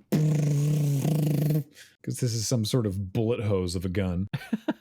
Bond manages to sort of like get hidden and behind a wall and take cover, but the room is rigged with like traps because there's like cannons and little like figurines with the cannons, and it turns out that those are actually animatronic, and so like a little figurine lights a cannon behind Bond at the press of a button. Bond realizes this at the last minute and dodges out of the way as the cannon goes off and like blows up half the room. It ends up that Bond puts his little Phillips brand keychain fob on top of a bust, waits until Whitaker is in position, does his wolf whistle, the keychain blows up, knocking the bust over onto Whitaker, who crashes him into a diorama of Waterloo, the head trauma being enough to kill him. Mm-hmm. Bond quips that he's had his Waterloo. He is nearly immediately then interrupted by one of Whitaker's goons who busts in the door behind him, gun out, ready to go, pointed at Bond. Bond braces himself for death, realizing that he has no bullets left, no way to defend himself, has just been taken by surprise. So Bond sees his life flash before his eyes, only for us to hear gunfire erupt from outside and the goon take several hits and fall over dead as Pushkin and crew bust in the door, Pushkin having just shot this guy. And we have a little sort of like resolution between Pushkin and Bond. Pushkin's goons bring Koskov in, who is like, "Oh, Pushkin, I'm so glad you're alive. I could not believe that you had been killed." And he motions to Whitaker. It's like, who would have thought that this arms dealer could be up to such nefarious ends? Neither Bond nor Pushkin are buying it at all. Pushkin sends him back to Moscow for trial, saying, "Put him in the diplomatic bag." And that's basically it. Like, the movie is pretty much over at this point. We learn from Pushkin that Pushkin will get Kara an immigration visa so that she can travel the world playing music. We cut to Kara playing at the concert hall with the Stradivarius with the bullet hole in it. This is the concert hall in Vienna that she watched earlier, commenting how great it would be to play there. Also, the conductor of that concert is John Barry. Oh, okay. Nice. Yeah. After the show, she is being escorted around the concert hall by M, who's there, and she meets with General Gogol, who is also there, making his first appearance in this film. He is on the, what did they say? He's been moved to the international delegation or some such thing. I don't remember exactly what it is, but he's no longer like a military general. He's now like a diplomat. Mm-hmm. That is why like Pushkin and Koskov were doing their thing, because Pushkin is now in the job that Gogol was in and Koskov was his underling. And in fact, this is the last movie that Walter Gattel would appear in as General Gogol. Right. And they had intended for John Rhys Davies to return in License to Kill as General Pushkin, but that didn't end up coming to pass, which is unfortunate. This is where Kara learns that she is being given an immigration visa so that she can travel all around the world and the West, playing her music in concert halls worldwide. And as she is excited to get this news, a ruckus breaks out. And who should bust in but Cameron Shaw and the Mujahideen? He's just like, I'm sorry we couldn't get here in time for the show. I didn't want to miss it, but as you can imagine, we had some troubles at the airport. Jesus, I forgot about that. Yeah, they're all wearing like bandoliers of bullets and everything still. Like, to be fair, that is a very good line. It is. Finally, Kara asks, well, where's James? And Em says, well, sadly, he's on assignment. And she's like, oh. And she goes to her dressing room and looks sad and forlorn that James is no longer there to be with her. But as soon as she walks into her dressing room and closes the door, she sees that there are 2 vodka martinis sitting on a plate. This is interesting to her. Then we hear a whistle and a beep, beep, beep, beep, beep. And she smiles, and then the hand reaches out from behind a wall with the fob and whistles again, and it beeps again. And she realizes with certainty that Bond is there, and so she rushes around to the bed where Bond is, and they start to smooch, and the movie ends. There we go. That was The Living Daylights. Yeah. I have undersold what actually happens in that last moment a little bit, because as previously noted, there is no point during this film where these two sleep together, right? Like there's no sex scene in this movie. I would say that it is implied the morning before the Mujahideen's drug deal. Yes, it is, but it doesn't. We never see them go to bed or wake up in bed together or anything like that, right? Whereas in this scene, she runs over to him and falls onto the bed with him, and they embrace, and Bond says, "You didn't think I would miss this performance, did you?" And then they start to make out, and they roll into the bed, and the camera, like, moves away so that we can't see them anymore, and then we just hear, "Oh, James," and then the movie ends. Right. It was you don't think I'd miss this performance, did you? That I thought bore commenting on, because he's talking about sex. He's talking about they're gonna do it. Yeah. And there we go. Now the movie has ended. This was a lot of fun. It was a lot of fun. I think this movie is not actually very bad. No, I don't think it is either. It's different. There are a lot of differences, but it doesn't necessarily feel as different as you think maybe it ought to. Yeah. Because of John Glenn's wildly fluctuating tone. Yeah, I think this movie feels so much like For Your Eyes Only. It does, yeah. That I could completely have seen Timothy Dalton playing Bond in For Your Eyes Only. Mm-hmm. Absolutely. No question. You could transplant this Timothy Dalton Bond into that movie, and that movie would not change. Yeah. Which you couldn't really do with Timothy Dalton for any of like Moore's other movies. They're tonally so different, and the way Bond is played in those movies is so different that you would have to adapt the movie around that performance some. But the tone and the nature of this movie are so completely consistent with For Your Eyes Only that it feels of a kind with that film. Yeah.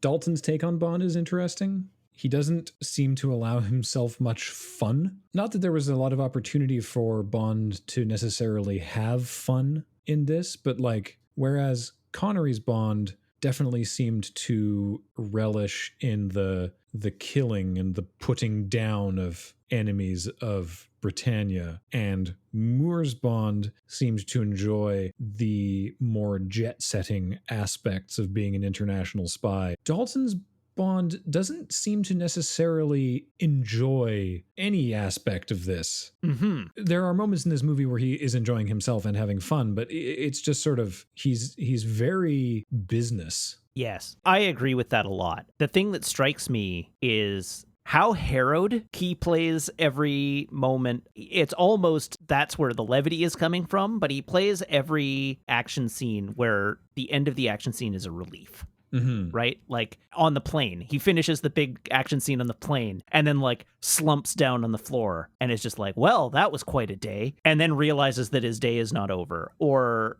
when like he finishes off Whitaker and then immediately realizes like, hell, I'm about to die. Like he's very, very focused on the mission up until the point where the mission gets done. And then he relaxes out of it. But all the other Bonds to this point have been like, the mission is what I get off on. Whereas Dalton is like, all right, I'm done. I can breathe. Yeah. And that's not something we've really seen in the other Bonds at all. And it dramatically affects the tone of the Bond because it does sell that idea that like what he is doing is very stressful and he is eyes on the prize as long as he's doing the thing. And he's still got lots of wry quips. And I think his quips in this are really quite good. Like he's got the wit down, which is actually like not something that Dalton gets a lot of credit for. He gets a lot of credit for being like the unfunny one. There's a lot of good jokes in this movie. Yeah. Delivered by Dalton. Yeah. And it's just that he is so super serious about the mission up until the point where he is relieved of what he is doing that it doesn't sell the swagger. It's the hyper competence and then the break. Yeah. Generally speaking, there's a few parts in here that I thought, dragged a little bit, but overall it's well shot, it's well edited, it's put together nicely. A couple slumps pacing wise, but overall, yeah, this was a lot of fun and definitely felt like a fresh coat of paint on James Bond. I agree. So what do we think of the pre-title sequence? 007's skydiving into the Rock of Gibraltar and Bond tearing down the hillside on top of a truck. With the sole exception of not having the hook deliver on until the end of the scene, I think the rest of the scene is rad. I like the conceit of it. I like the stunts that happen in it. I like the oblivious SAS guys. The real question is, do I like it more than I like Live and Let Die? And I think the answer is no. I think this one goes between Live and Let Die and View to a Kill for me. Amusingly, this happens a lot. I'm putting it in the same spot. For me, it's I don't like it more than I like The Spy Who Loved Me, which is where I have in your space for Live and Let Die. So yeah, I'm also putting this at my number 6 at the moment. All right, cool. Well, that worked out. Song, The Living Daylights, performed by Aha. Pronouncing it like that is going to kill me. They even spell it in the opening titles of this movie. They use the font that people are using now with the sparkly emote on either side of it. Like whenever someone needs to, they make a tweet where it's like, boy, this sure is aesthetic, right? Like they use a funky font for it in the opening titles of this thing. Everything else is sans serif except for Aha. Yeah, I think I know where this one goes right off the bat. Yeah. Oh, but now I'm rethinking it.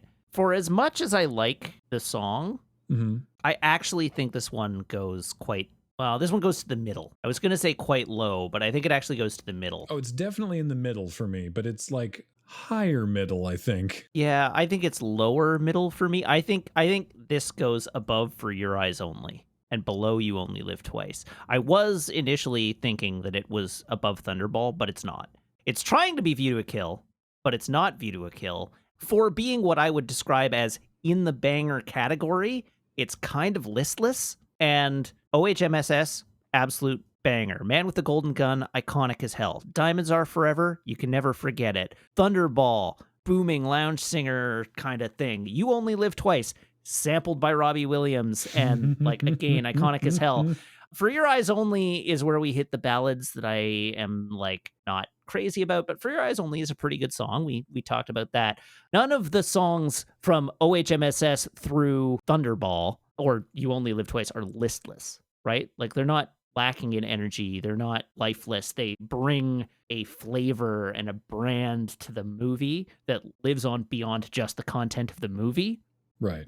this is a good song, but it's not that. And so I think it knocked below all those, but I would still rather listen to it as a song than For Your Eyes Only, which is why it gets inserted there specifically. Fair enough. I couldn't tell you much else about the rest of the song, but I have had just like the living daylights really, really burrowed in there.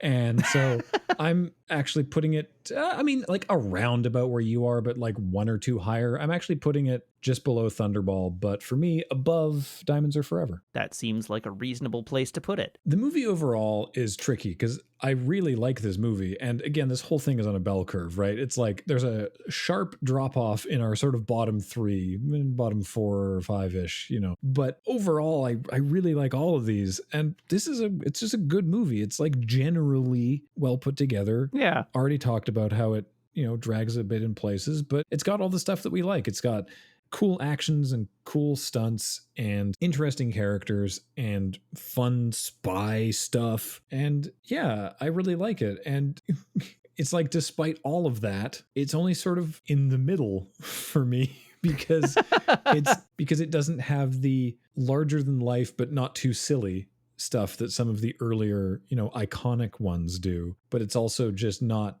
absolutely nailing being an excellent movie that some of the more recent ones have. Right. I think I'm putting this one 9th. Okay. Between The Spy Who Loved Me and Dr. No. So Dr. No was also the one I was waffling about where to rank this one in relation to, although my Dr. No is somewhat higher than yours. Yeah. I'm not sure that is specifically where it belongs. Like, I am struggling with where to put this between Dr. No and Goldfinger. Those movies are all so in the same, like, narrow rating scale that it's difficult to tease them apart.